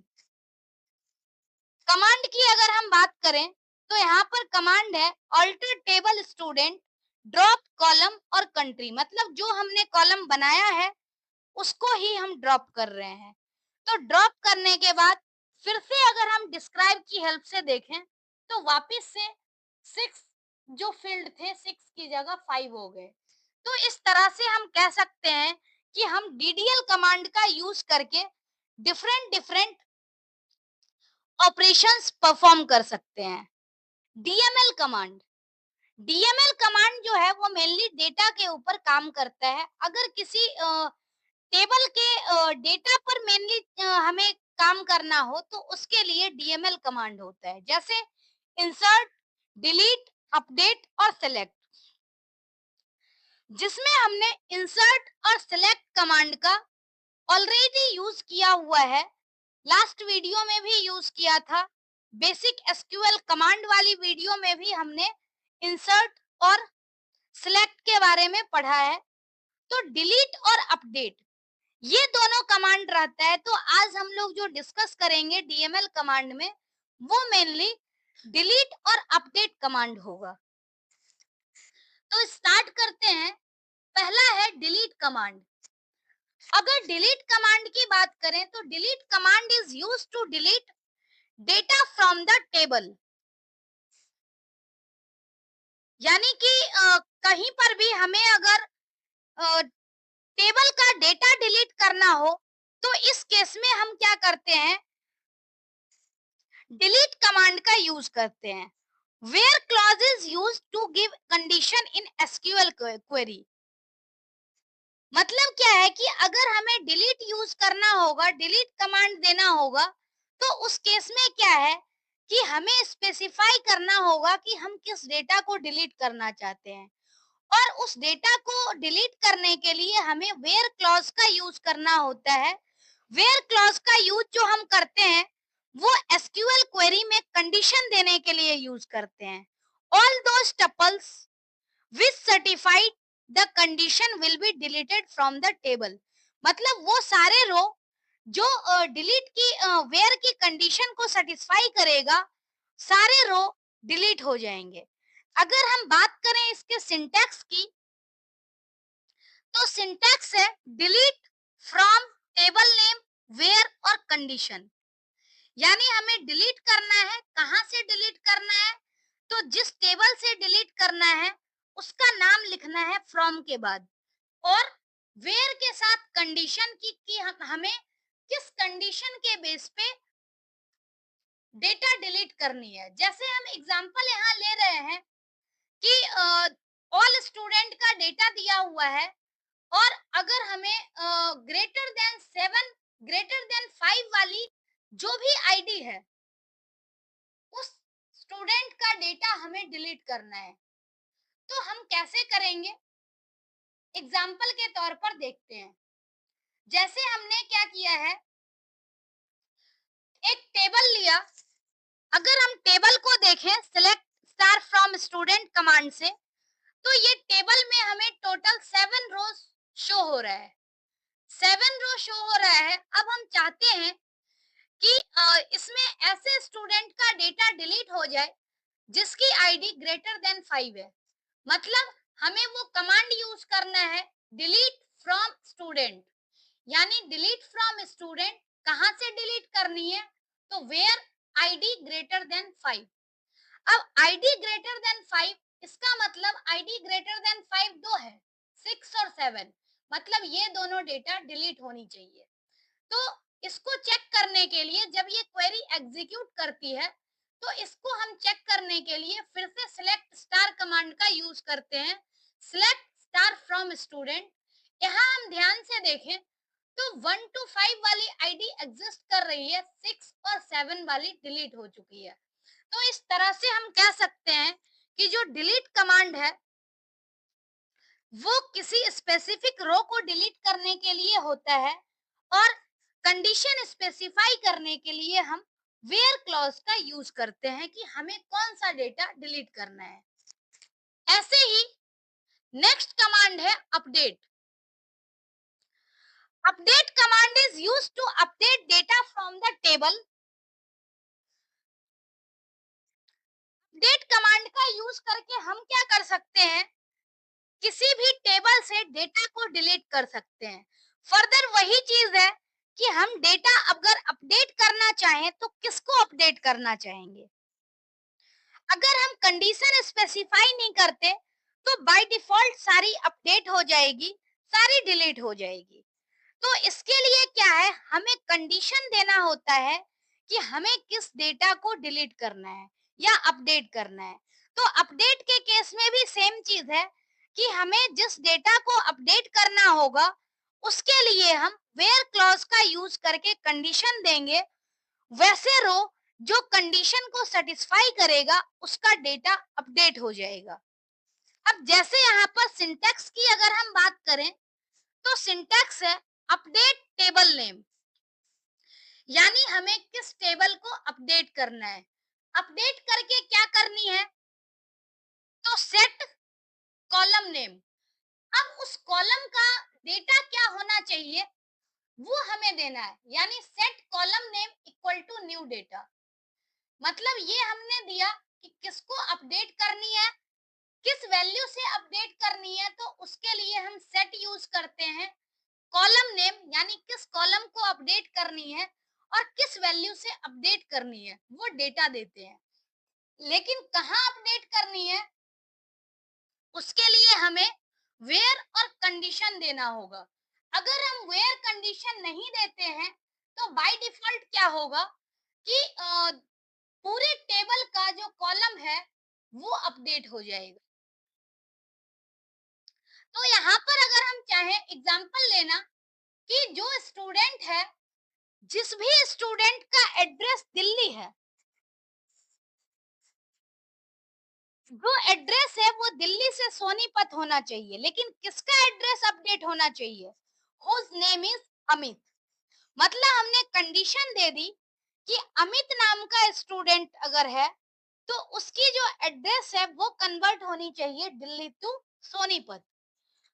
तो यहाँ पर हमारे पास दिया हुआ है एक टेबल जिसमें स्टूडेंट का नाम भी अमित है प्रेजेंट और एड्रेस में दिल्ली है। तो दिल्ली तो दो जगह है, लेकिन दोनों अपडेट नहीं करना है, हमें अपडेट किसका करना है, तो जिसका नेम अमित हो। मतलब हमें कंडीशन यहाँ पर डिफाइन करनी है। अब अगर हम कंडीशन डिफाइन करते हैं तो इस तरह से कंडीशन होगा, जैसे update student set address equal to Sonipat. यानी हमें अपडेट क्या करनी है, स्टूडेंट टेबल को अपडेट करनी है। क्या अपडेट करनी है, तो एड्रेस में हमें सोनीपत लिखना है, लेकिन किसके एड्रेस में सोनीपत लिखना है, तो where student name equal to Amit.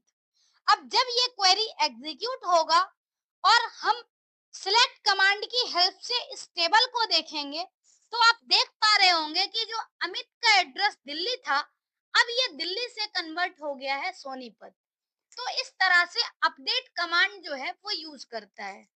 इस तरह से अपडेट कमांड और डिलीट कमांड दोनों हमने पढ़ लिया। अब जो इंसर्ट और सिलेक्ट कमांड है वो ऑलरेडी हमने पढ़े हुए हैं, डिलीट अपडेट पढ़ लिया।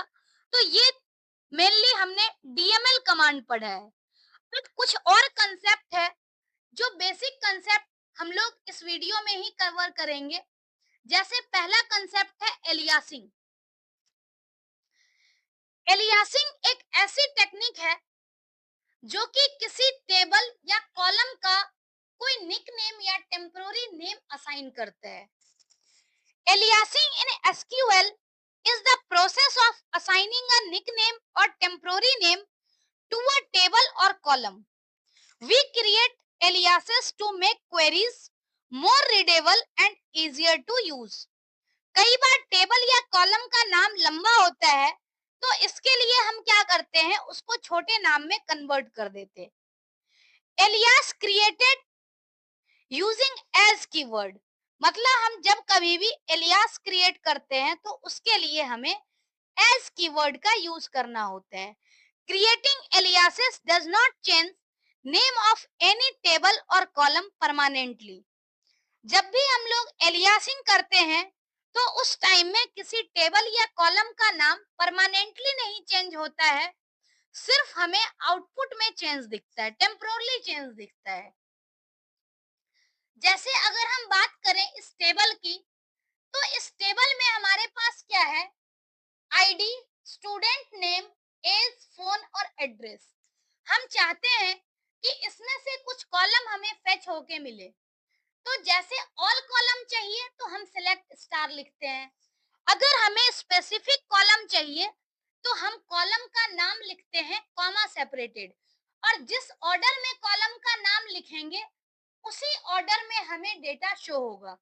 जैसे हमने यहाँ पर क्या किया, सिलेक्ट आईडी, यानी आईडी शो होगा, दूसरा स्टूडेंट नेम शो होगा, लेकिन स्टूडेंट नेम कैसे शो होगा, तो एज नेम। मतलब यहाँ पर हमने एलियासिंग क्रिएट कर दी है, एलियासिंग कर दी है, स्टूडेंट नेम से कन्वर्ट होकर के यहाँ पर नेम हमें शो करेगा और फ्रॉम स्टूडेंट। अब इससे जो हम आउटपुट देख रहे हैं, तो आउटपुट में क्या आ रहा है, आईडी और स्टूडेंट नेम की जगह नेम। मतलब हम कह सकते हैं कि टेम्पोरली यहाँ पर कॉलम का नाम चेंज हो गया। तो इसी टेक्निक को हम एलियासिंग कहते हैं, जब हमें किसी पर्टिकुलर कॉलम के नाम को चेंज करके और कोई निकनेम असाइन करना हो, और ये निकनेम जो होता है ये टेम्पोरली असाइन किया जाता है। तो ये एलियासिंग का टेक्निक है। अब हम लोग कुछ क्लॉजेस और ऑपरेटर के बारे में पढ़ेंगे, जो कि हम लोग कभी वेयर कंडीशन के साथ यूज करते हैं या डेटा फेच करने में हमें कुछ पर्टिकुलर क्लॉज का यूज करना होता है। जैसे पहला क्लॉज है डिस्टिंक्ट क्लॉज। डिस्टिंक्ट क्लॉज का यूज क्या होता है कि कई बार हमें डुप्लीकेट वैल्यू को टेबल से रिमूव करके और रिजल्ट फेच करना होता है। तो उस केस में हम क्या करते हैं, डिस्टिंक्ट क्लॉज यूज करते हैं। जैसे कि अगर हम बात करें कि एक टेबल है और उस टेबल में डेटा को हमें फेच करना है, लेकिन आउटपुट के टाइम पे क्या है कि डेटा हमारा डुप्लीकेट नहीं शो होना चाहिए। जैसे हम एग्जांपल लेते हैं, अगर हम डिस्टिंक्ट क्लॉज का यूज करते हैं तो डिस्टिंक्ट क्लॉज भी टेम्पोररी होता है और सिर्फ आउटपुट के दौरान शो होता है। Distinct clause can be used for more than one column. जैसे यहाँ हम एग्जांपल लें, एक टेबल है, टेबल का डेटा हम लोग देख रहे हैं, सिलेक्ट स्टार फ्रॉम स्टूडेंट, तो पूरा डेटा हमें दिख रहा है। लेकिन हम ये भी देख रहे हैं कि आईडी में हमारे पास दो डुप्लीकेट डेटा है। अगर हम चाहते हैं कि आउटपुट में हमारे पास सिर्फ यूनिक आईडी शो होनी चाहिए, डुप्लीकेट नहीं शो होनी चाहिए, तो उस केस में हम क्या करेंगे, यहाँ पर डिस्टिंक्ट क्लॉज का यूज करेंगे। जैसे यहाँ पर क्या है, here in student table two duplicate IDs 1 and 3 are present, जो हमने देखा है already. now distinct clause can extract only unique values। जैसे हम क्या करते हैं, अगर हम select ID from student लिखें तो उससे क्या होगा, सिर्फ हमें ID वाला कॉलम फेच होगा। तो उससे क्या है कि select ID फ्रॉम स्टूडेंट लिखने से कुछ इस तरह का आउटपुट आएगा, 1 2 3 4 5 और फिर से 1 3 जो भी है टेबल में इस तरह से आएगा। लेकिन हम चाहते हैं कि ये वैल्यू रिमूव हो जाए, डुप्लीकेट वैल्यू, तो हमने यहाँ पर क्या किया, डिस्टिंक्ट का यूज किया है। मतलब जिस भी कॉलम से रिलेटेड डेटा से हमें डुप्लीकेट डेटा रिमूव करना होगा, जिस कॉलम से हमें डुप्लीकेट डेटा रिमूव करना होता है, उसके पहले हम डिस्टिंक्ट यूज करते हैं। जैसे यहाँ पर अगर हमें देखना हो तो हमने क्या किया है, select distinct ID from student, तो इससे आउटपुट क्या आ रहा है, आईडी वाला कॉलम सिर्फ आ रहा है, क्योंकि हम लोग सिर्फ आईडी फेच कर रहे हैं। लेकिन डिस्टिंक्ट मतलब इसमें टोटल रो तो 7 थी, लेकिन 5 ही यूनिक रो थी, तो 5 यूनिक रो हमें आउटपुट में शो हो रहा है। Duplicate values are removed in output, but ध्यान रहे कि जो टेबल है, टेबल में डुप्लीकेट वैल्यू रिमूव नहीं हुई है, टेबल में ऑलरेडी प्रेजेंट होगा। ये सिर्फ हमें आउटपुट में शो हुआ है डिस्टिंक्ट, क्योंकि ओरिजिनल टेबल में कोई चेंज नहीं होता है। नेक्स्ट है वेयर क्लॉज। वेयर क्लॉज का यूज करके हम क्या करते हैं, कुछ स्पेसिफिक रिजल्ट को फिल्टर करते हैं, और वेयर क्लॉज का यूज करके हम डिफरेंट कंडीशन देते हैं। अगर कोई पर्टिकुलर रो कंडीशन को सेटिस्फाई करता है तो वही फाइनल रिजल्ट में शो होगा। The where clause is very powerful technique to select particular rows from a table. It can be used to filter by the value in a column, by the value in multiple columns or by outcome of any calculation. कहने का मतलब क्या है कि जब कभी हम where clause का यूज करते हैं तो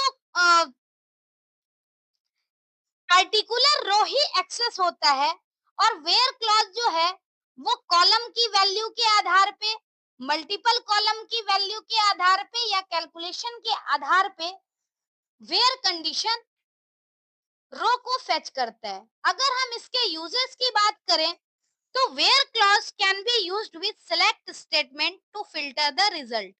मतलब जो हम सेलेक्ट कमांड यूज करते हैं तो उस केस में क्या हो रहा है कि बिना कंडीशन के बाय डिफॉल्ट सारा रो फेच हो रहा है।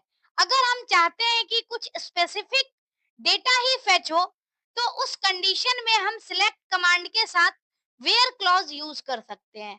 नेक्स्ट है where clause can be used with update statement to update the data of a table that matches with the condition. जैसे हमने देखा भी है अपडेट और डिलीट स्टेटमेंट में कि जब कभी भी हम अपडेट स्टेटमेंट में स्पेसिफिक रो को अपडेट करना होगा तो उसके लिए हमें वेयर कंडीशन यूज करना होता है। अगर वेयर कंडीशन यूज नहीं करेंगे तो बाय डिफॉल्ट क्या होगा, सारा डेटा अपडेट हो जाएगा, वो पूरा कॉलम ही अपडेट हो जाएगा। ऐसे ही है where clause can be used with delete statement to delete the rows of a table that matches with the condition. मतलब अगर हमें कोई रो डिलीट करना हो तो रो डिलीट करने के लिए भी हम क्या करते हैं, कंडीशन लिखते हैं और कोई कंडीशन अगर मैच हो जाए तो मैचिंग कंडीशन का डेटा फेच करके हमें रिजल्ट देता है। यानी जो मैचिंग कंडीशन वाला रो है वो डिलीट हो जाएगा। नेक्स्ट है अगर हम इसके एसक्यूएल सिंटैक्स की बात करें तो एसक्यूएल सिंटैक्स क्या है, वेयर और कंडीशन। वेयर के साथ डिफरेंट डिफरेंट कंडीशन हो सकते हैं। हम वेरियस ऑपरेटर्स का भी यूज कर सकते हैं, कई बार हम मल्टीपल कंडीशंस को कंबाइन भी कर सकते हैं। तो एक एक करके हम देखेंगे यहाँ पर डिफरेंट क्लॉजेस का यूज करके हम वेयर में कंडीशन दे सकते हैं। जैसे पहला एग्जांपल है to filter the result based on only one condition. जैसे क्या है हमारे पास टेबल है, इंटायर टेबल दे रखी है, हम चाहते हैं कि सिलेक्ट कमांड में अब तक तो हम लोग यही देख रहे थे कि पूरा का पूरा टेबल फेच करें, लेकिन हम चाहते हैं कि कुछ स्पेसिफिक कंडीशन के आधार पे डेटा फेच हो। तो हमने यहाँ पर सेम क्वेरी लिखी है सिलेक्ट स्टार फ्रॉम स्टूडेंट, लेकिन हमने क्या कर दिया है इस टाइम पे कंडीशन दी है कि कंडीशन जो होनी चाहिए वो एज होना चाहिए लेस देन इक्वल टू 17। मतलब 17 से ऊपर वाला जो होगा वो डेटा हमें सिलेक्ट स्टेटमेंट का आउटपुट में शो नहीं होगा। तो अगर हम ध्यान से देखें तो ग्रेटर देन 17 वाला शो नहीं होना चाहिए, लेस देन इक्वल टू 17 तो ऑलरेडी कंसीडर करेगा। तो मतलब जिस जिस स्टूडेंट की एज 17 या 17 से कम थी वो हमें आउटपुट में शो हो रहा है, और जिसकी एज ग्रेटर देन 17 हो गई वो हमें आउटपुट में शो नहीं हो रहा है। यहाँ पर दो स्टूडेंट का डेटा था ग्रेटर देन 17 एज, तो वो दोनों स्टूडेंट शो नहीं कर रहा। यहाँ पर टेबल में 7 रो थे, रिजल्ट में 5 रो शो हो रहे। तो इस तरह से हम किसी एक कंडीशन अप्लाई करके और रिजल्ट को हम फेच कर सकते हैं बेस्ड ऑन कंडीशन। दूसरा क्या है कि मल्टीपल कंडीशन के बेस पे भी हम लोग क्या कर सकते हैं, डेटा को फेच कर सकते हैं। अब मल्टीपल कंडीशन कंबाइन करने के लिए क्या होता है, हम लॉजिकल ऑपरेटर का यूज करते हैं जैसे एंड और का। अब अगर कंडीशन कंबाइन करना हो तो एंड का यूज करते हैं। अगर हमें और वाली सिचुएशन हो, यानी कि या तो पहला कंडीशन सही हो या फिर दूसरा कंडीशन सही हो, तो उस केस में हम और का यूज करते हैं। कंडीशन कंबाइन करने के लिए सेम प्रोसेस है, सिलेक्ट स्टार फ्रॉम स्टूडेंट हमने लिखा, उसके बाद जब कंडीशन दे रहे where age less than equal to 17, मतलब पहला कंडीशन हमने दे दिया age less than equal to 17 होना चाहिए और एड्रेस क्या होना चाहिए, जयपुर। तो लेस देन इक्वल टू 17 में हमारे पास टोटल 5 डेटा आया था, लेकिन अगर हम ध्यान से देखें तो दूसरा कंडीशन भी है एड्रेस इक्वल टू जयपुर, मतलब हमें उस 5 में से भी सिर्फ उसका डेटा फेच करना है जिसका एड्रेस जयपुर हो। तो इस तरह से क्या है कि ये दोनों कंडीशन सेटिस्फाई जो कर रहा है, सिर्फ 2 रो सेटिस्फाई कर रहा है, तो आउटपुट में यहाँ पर 2 रो आ रहा है हमारे टेबल में।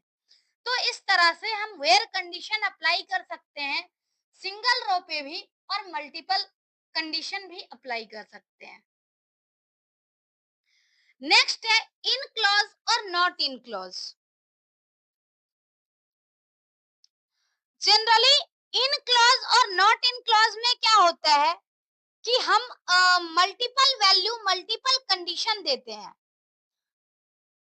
अब जैसे दो तीन कंडीशन अगर हो तो उस केस में तो हम और का यूज कर सकते हैं वेयर के साथ, लेकिन अगर मल्टीपल कंडीशन हो, बहुत ज्यादा कंडीशन हो, तो उस केस में हम लोग इन और नॉट इन क्लॉज का यूज करते हैं जिससे कि इजिली फिल्टर हो सके वैल्यू।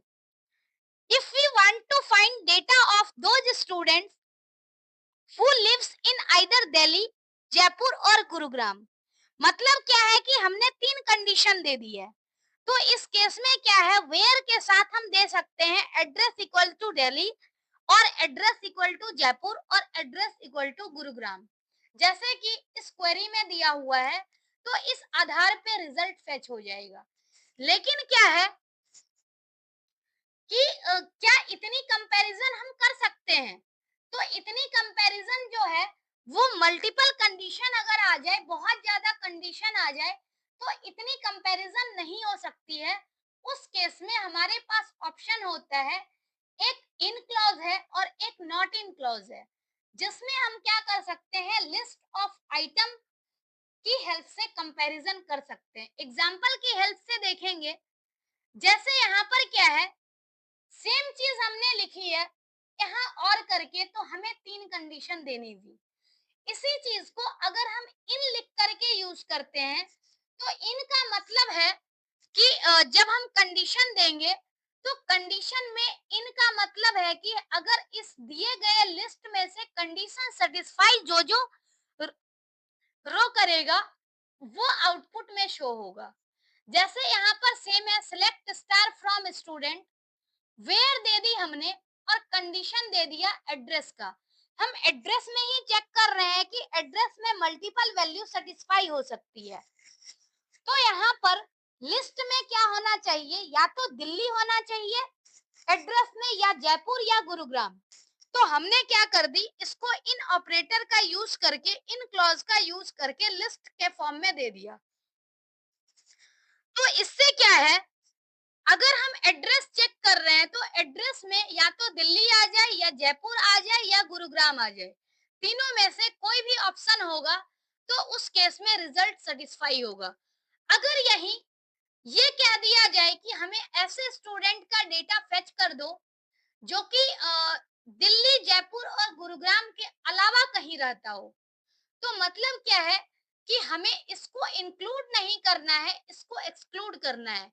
तो उसके लिए हम क्या कर सकते हैं, सिंपली इन की जगह नॉट इन यूज कर सकते हैं कि हमें इसमें से नहीं चाहिए, इसके अलावा अगर कोई कंडीशन है तो वो डेटा में से हमें रिजल्ट चाहिए। तो अगर एक्सक्लूड करने का केस होगा तो वहां पर हम नॉट इन यूज कर लेते हैं, और जहां पर हमें इंक्लूड करना होगा तो हमें लिस्ट देना होता है वैल्यू का, और इससे क्या है कि कंडीशन के आधार पर डेटा फेच हो जाएगा। जैसे हमने इनका देखा, ऐसे ही एग्जाम्पल नॉट इनका देखते हैं। अब जैसे इसमें अगर हमें फेच करना है, if we want to find the data of those students who does not live in Delhi, Jaipur और गुरुग्राम। मतलब जस्ट कंडीशन उल्टा हो गया और हम यहाँ पर ये चाहते हैं कि दिल्ली, जयपुर और गुरुग्राम में रहने वाला नहीं होना चाहिए, इसके अलावा कोई हो। तो इसमें हमने सेम कंडीशन दे दिया, सिर्फ इन की जगह नॉट इन कर दिया, तो हमारा कंडीशन रिवर्स हो गया। अब इस केस में क्या होगा, अदर देन दिल्ली, जयपुर, गुरुग्राम में रहने वाला जो स्टूडेंट होगा, उसका डेटा हमें रिजल्ट में मिलेगा। तो इस तरह से इन और नॉट इन क्लॉज वर्क करता है। नेक्स्ट है बिटवीन। जैसे क्या है कि कई बार ऐसा होता है कि हमें दो रेंज के बीच की वैल्यू निकालनी होती है कि दो रेंज के बीच की वैल्यू अगर निकालनी हो तो उस केस में हम क्या कर सकते हैं, बिटवीन का यूज कर सकते हैं। बिटवीन क्लॉज क्या करता है, रेंज ऑफ वैल्यू के आधार पे आउटपुट को फिल्टर करते हैं। सेम है, हम लोग यहाँ पर क्या कर रहे हैं, वेयर यूज कर रहे हैं और वेयर के साथ हमें कंडीशन देना होता है, तो किसमें कंडीशन देंगे, यानी कॉलम के नाम के आधार पर कंडीशन देंगे। लेकिन कंडीशन क्या होगा, तो बिटवीन, यानी बिटवीन की हेल्प से हम क्या करते हैं, रेंज ऑफ वैल्यू देते हैं। मतलब between starting value and ending value, मतलब बिटवीन और एंड हमें यूज करना है, इसके बीच का रेंज हमेशा रिजल्ट में होगा स्टार्टिंग वैल्यू और एंडिंग वैल्यू।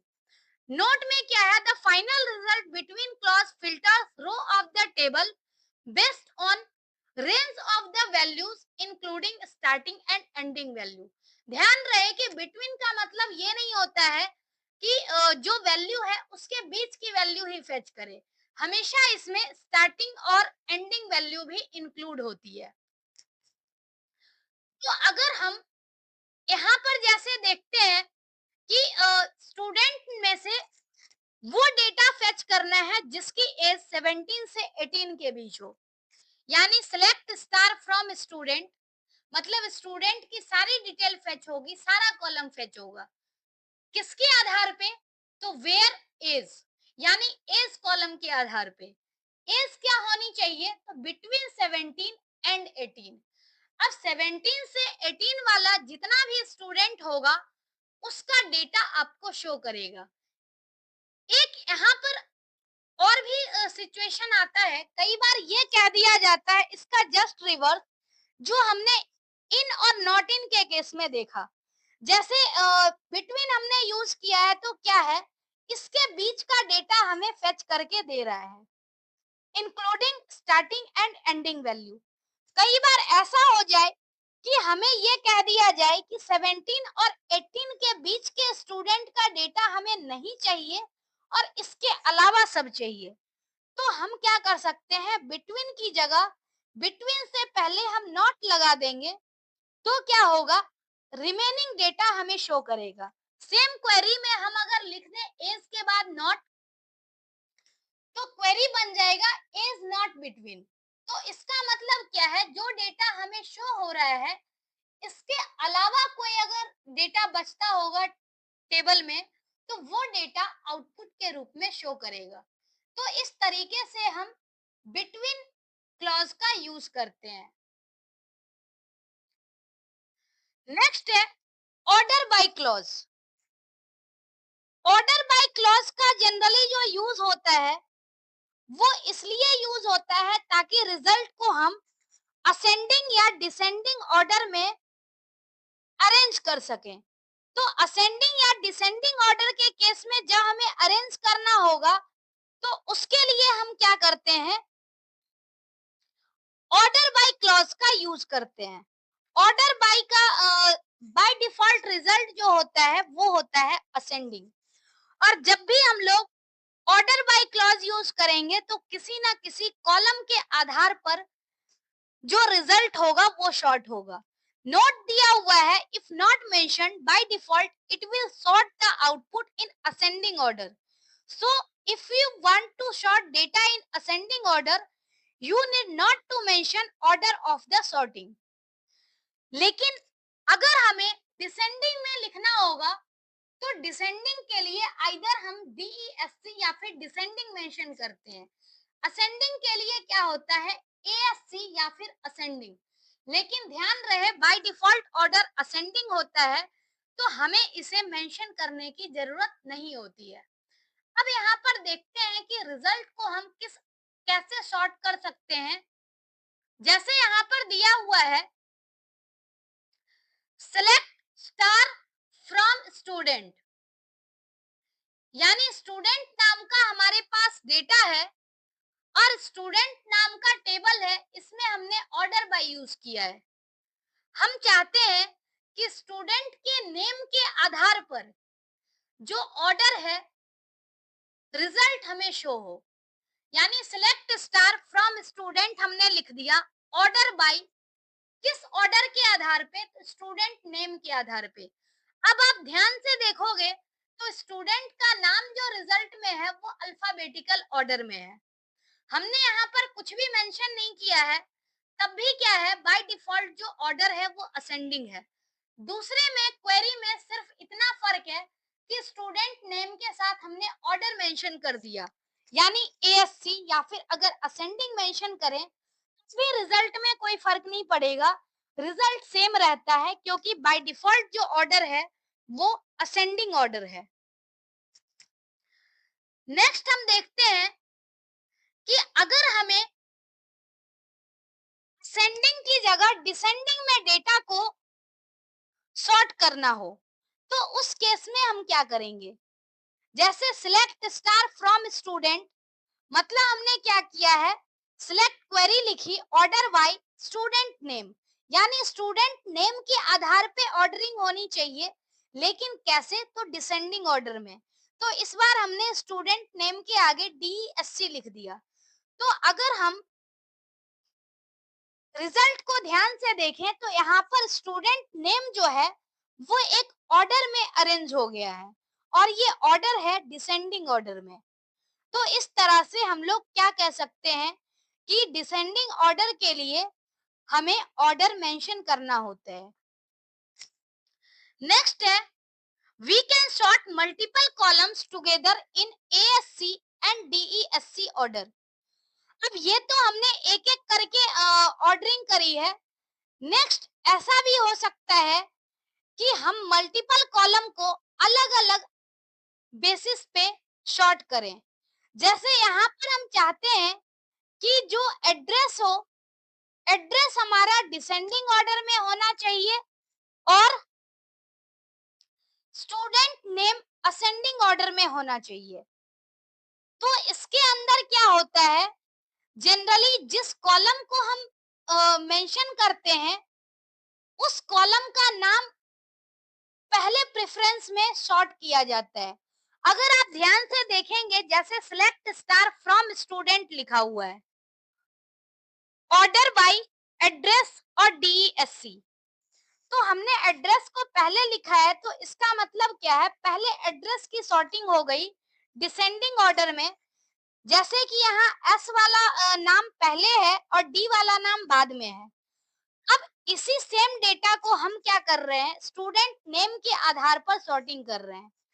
तो स्टूडेंट नेम के आधार पे जब हम सॉर्टिंग कर रहे हैं तो स्टूडेंट नेम असेंडिंग ऑर्डर में यहाँ पर है। तो हम यहाँ पर देख पा रहे हैं कि पहला प्रेफरेंस जो मिल रहा है वो एड्रेस को मिल रहा है, क्योंकि एड्रेस हमने क्या किया है, डिसेंडिंग में पहले लिखा है। तो इस तरीके से हम वैसे मल्टीपल ऑर्डर को यूज करके मल्टीपल कॉलम पे अलग अलग ऑर्डर यूज करके हम लोग क्या कर सकते हैं, ऑर्डर बाय क्लॉज लिख सकते हैं और उसके अकॉर्डिंग डेटा को सॉर्ट कर सकते हैं। नेक्स्ट है नल। इन SQL, null is a special value which means absence of value or a field does not have a value. Null does not mean zero. Null also does not means empty string. Null is a kind of placeholder of that value which is not present or not known. कहने का मतलब ये एक empty value नहीं है, एक तरह का मतलब सिर्फ मेमोरी क्रिएट हो गई है, लेकिन वहां पर कोई वैल्यू प्रेजेंट नहीं है। अगर हम एग्जाम्पल की बात करें, तो if phone number of student is not known as present, so we can store null instead of zero और मेक इट एम्प्टी। कहने का मतलब क्या है कि हमें अभी पता नहीं है, तो हमने यहाँ पर नल स्टोर कर दिया, और फ्यूचर में अगर हमें कोई वैल्यू मिलती है तो हम इसको दोबारा अपडेट कर सकते हैं। सिर्फ हमने एक स्पेस क्रिएट कर दिया, प्लेस होल्डर क्रिएट कर दिया कि यहाँ पर कोई डेटा स्टोर होगा। अब जैसे इस रो को अगर हम इंसर्ट करेंगे, तो यहाँ पर नल वैल्यू अगर ना हो और सीक्वेंस में हम कॉलम का नाम दें, तो डेटा इंसर्ट नहीं होगा। तो इस केस में हमें क्या करना होता है, इस तरह से प्लेस को मेंटेन करने के लिए प्लेस होल्डर की तरह हमें नल को यूज करना होता है। और इस तरह हम देख पा रहे हैं कि टेबल में नल वैल्यू स्टोर हो गई। अब नल वैल्यू चेक करने के लिए कि किसी टेबल में नल वैल्यू प्रेजेंट है या नहीं है, ये चेक करने के लिए हम लोग क्या करते हैं, इज नल या इज नॉट नल क्लॉज का यूज करते हैं। पहले हम देखते हैं is not null. Is not is null is null clause is used to check that value in particular column is null value। मतलब हमें ये चेक करना है कि किसी कॉलम में नल वैल्यू है या नहीं है। तो कैसे चेक करेंगे, तो हमें कंडीशन देना होगा, और ध्यान रहे कि नल कोई वैल्यू नहीं है, इसलिए हमें यहाँ पर इज यूज करना होता है। नल के केस में हम इक्वल टू नहीं लिखते हैं जब भी हमें कंडीशन लिखनी होती है। एग्जाम्पल है, टू फाइंड आउट नेम्स और name of students whose phone number is null. जैसे एग्जाम्पल हमने दे दिया, सिलेक्ट स्टार फ्रॉम स्टूडेंट, मतलब स्टूडेंट टेबल से हमें डिटेल फेच करनी है वेयर फोन इज नल, यानी जिसका फोन नंबर नल हो। तो इससे क्या हो गया, जिस स्टूडेंट का फोन नंबर नल था वो डिटेल फेच हो गई। नोट में क्या है, this keyword is used to compare value of a column with null. मतलब यहाँ पर हम इक्वल टू नहीं यूज कर रहे हैं, नल के केस में इज यूज कर रहे हैं। इज एक कीवर्ड है। नेक्स्ट अगर हम बात करें, यहाँ पर तो हम नल का कंपैरिजन करने के लिए लिखा है। अगर हम इसी कंडीशन में ये लिखते हैं कि ऐसे स्टूडेंट का डेटा फेच करो जिसके फोन नंबर में नल नहीं हो, तो उस केस में हम क्या करेंगे, नॉट नल को कंपैरिजन करेंगे। जैसे यहाँ पर ऑलरेडी दिया हुआ है इज नॉट नल क्लॉज, जैसे इज नल क्लॉज जो है वो वैल्यू चेक करने के लिए यूज होता है, लेकिन इज नॉट नल जो है वो वैल्यू नॉट नल वैल्यू को चेक करने के लिए इज नॉट नल क्लॉज का हम यूज करते हैं। जैसे क्या है, to find out names of student whose phone number is not null. अब इज नॉट नल हमने सेम यहाँ स्टेटमेंट लिखा इज नॉट नल। अब इस केस में क्या है, जिसकी भी वैल्यू इज नॉट नल थी वो सारे रिकॉर्ड हमें शो हो गए। तो इस तरह से इज नल और इज नॉट नल का हम यूज कर सकते हैं। तो इस तरह से ये कंपैरिजन था जिसमें हम नल वैल्यू की कंपैरिजन करते हैं। नल इज नल क्लॉज और null not is not null clause. Next एक लास्ट है हमारे पास concept, like operator. Like operator का यूज जो होता है वो पैटर्न मैचिंग के लिए करते हैं। कहाँ पर यूज करते हैं, तो ये ज्यादातर वेयर के साथ यूज होता है। जब भी हमें कंडीशन देनी होती है और कंडीशन मैच करना हो, तो उस केस में हम क्या करते हैं, लाइक ऑपरेटर का यूज करते हैं। जो लाइक ऑपरेटर है, लाइक ऑपरेटर ज्यादातर वेयर क्लॉज के साथ यूज होता है। Like operator has two wild cards, यानी एक है अंडरस्कोर और एक है परसेंटेज साइन। अगर हम अंडरस्कोर की बात करें, तो अंडरस्कोर साइन क्या करता है, एग्जैक्टली वन कैरेक्टर को मैच करता है। परसेंटेज साइन जो है वो जीरो और मोर कैरेक्टर को मैच करने के लिए यूज होता है। एग्जाम्पल से एक एक करके हम समझते हैं। जैसे पहली कंडीशन है to match a string that starts with S, its pattern will be S%। जैसे यहाँ पर है कि हमें स्ट्रिंग को मैच करने हैं कि जिसका स्टार्टिंग एस से है। तो हमें ये तो पता है कि एस से स्टार्ट है, लेकिन एस के बाद ये नहीं पता है कि और क्या है। तो जब हमें एग्जैक्टली नंबर नहीं पता हो तो उस केस में हम परसेंटेज साइन का यूज करते हैं, यानी हमें नहीं पता है कि एस के बाद कितने कैरेक्टर हैं। तो इस केस में हम एस के बाद परसेंटेज यूज कर रहे हैं। क्वेरी है select star from student, next where student name like S, यानी स्टूडेंट का जो नाम है वो लाइक एस होना चाहिए, यानी एस से स्टार्ट होना चाहिए। एस से स्टार्ट हो करके हमारे पास कोई भी वैल्यू हो उससे मतलब नहीं है, लेकिन स्टार्टिंग एस से होना चाहिए। तो यहाँ पर ध्यान देंगे कि एस जो है सोनम और सोनल दो में एस था, तो ये आउटपुट हमें शो हो रहा है। नेक्स्ट कंडीशन है to match a string that ends with A, ends with A है, इसका मतलब क्या है, एंडिंग तो ए है ये हमें पता लग गया, लेकिन हमें ये नहीं पता है कि ए से पहले कितने कैरेक्टर हैं। तो जब एग्जैक्टली नंबर नहीं पता हो तो उस केस में हमें क्या करना है, परसेंटेज साइन। अब जो हम लोग पैटर्न मैच करेंगे वो करेंगे परसेंटेज ए से, क्योंकि हमें एंडिंग पता है कि एंडिंग वैल्यू ए होगा, लेकिन हमें ये नहीं पता कि स्टार्टिंग में और कितनी वैल्यू है। तो सेम क्वेरी यहाँ पर है select star from student where student name और लाइक परसेंटेज ए। मतलब यहाँ पर क्या है कि हम परसेंटेज को चेक कर रहे हैं परसेंटेज ए लिख करके कि ए में जो है एंडिंग ए से हो रही है, लेकिन हमें ये नहीं पता कि इसके स्टार्टिंग में कितनी वैल्यू है। तो इस केस में स्टूडेंट नेम में क्या है, जिसकी भी वैल्यू ए से एंड हो रहा है वो सारे यहाँ पर फेच हो गए। नेक्स्ट क्या है,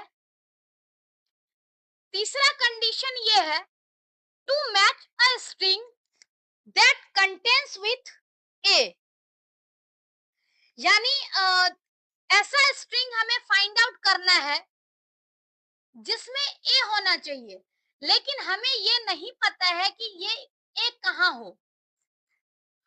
तो ए कहीं भी हो सकता है, स्टार्टिंग में भी हो सकता है, लास्ट में भी हो सकता है, बीच में भी हो सकता है। तो हमें ये नहीं पता कि ए से पहले कितना कैरेक्टर है, तो हम यहाँ पर परसेंटेज लिख देंगे।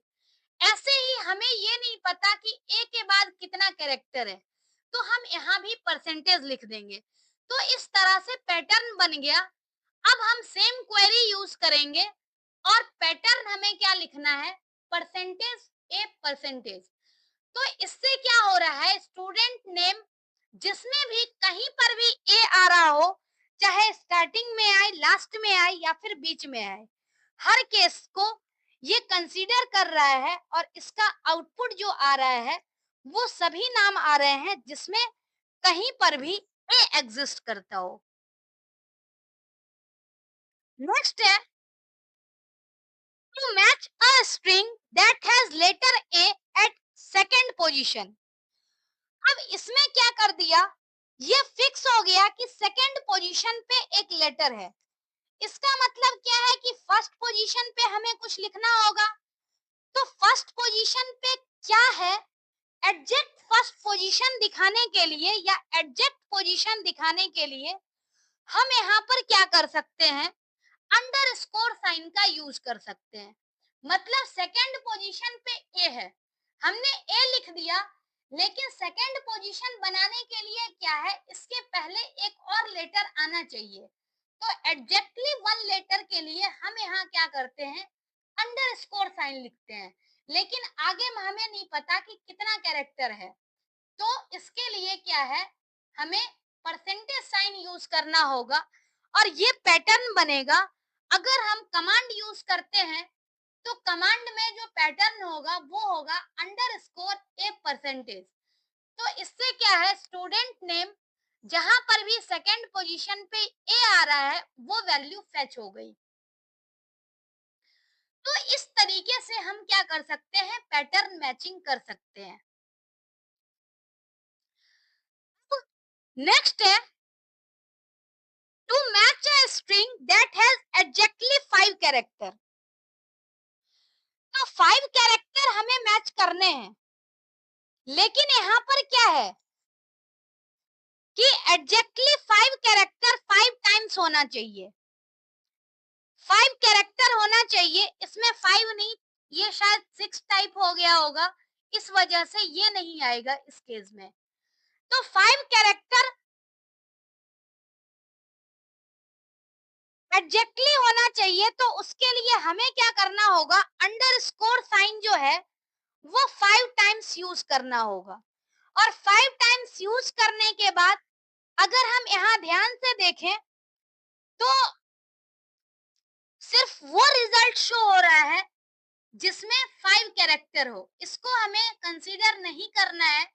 टोटल 3 रो जिसमें एग्जैक्टली 5 कैरेक्टर स्टूडेंट के नाम में आ रहा है, सॉरी स्टूडेंट के नाम का नहीं है, यहाँ पर क्या है, एड्रेस से हम कंपेयर कर रहे हैं। Select star from student where address like और 5 टाइम्स अंडरस्कोर। अब एड्रेस से जब हम कंपेयर कर रहे हैं तो सिर्फ वो एड्रेस हमें फैच होगा जिसमें एग्जैक्टली क्या है, 5 साइन हो, मतलब 5 कैरेक्टर हो। तो इस केस में क्या है, एड्रेस जिसमें भी 5 कैरेक्टर है वो रो हमें फेच हो गया। ऐसे ही लास्ट एग्जांपल है to match a string that has exactly 7 character and ends with T. इसका मतलब क्या है, 7 कैरेक्टर जब टोटल है और लास्ट कैरेक्टर टी है, इसका मतलब क्या है, लास्ट कैरेक्टर से पहले टोटल 6 कैरेक्टर हमारे पास और होना चाहिए।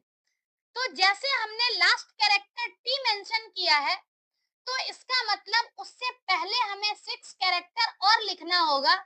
तो एग्जैक्टली 6 कैरेक्टर लिखने के लिए हमें 6 टाइम अंडरस्कोर साइन यूज करना होगा बिफोर टी।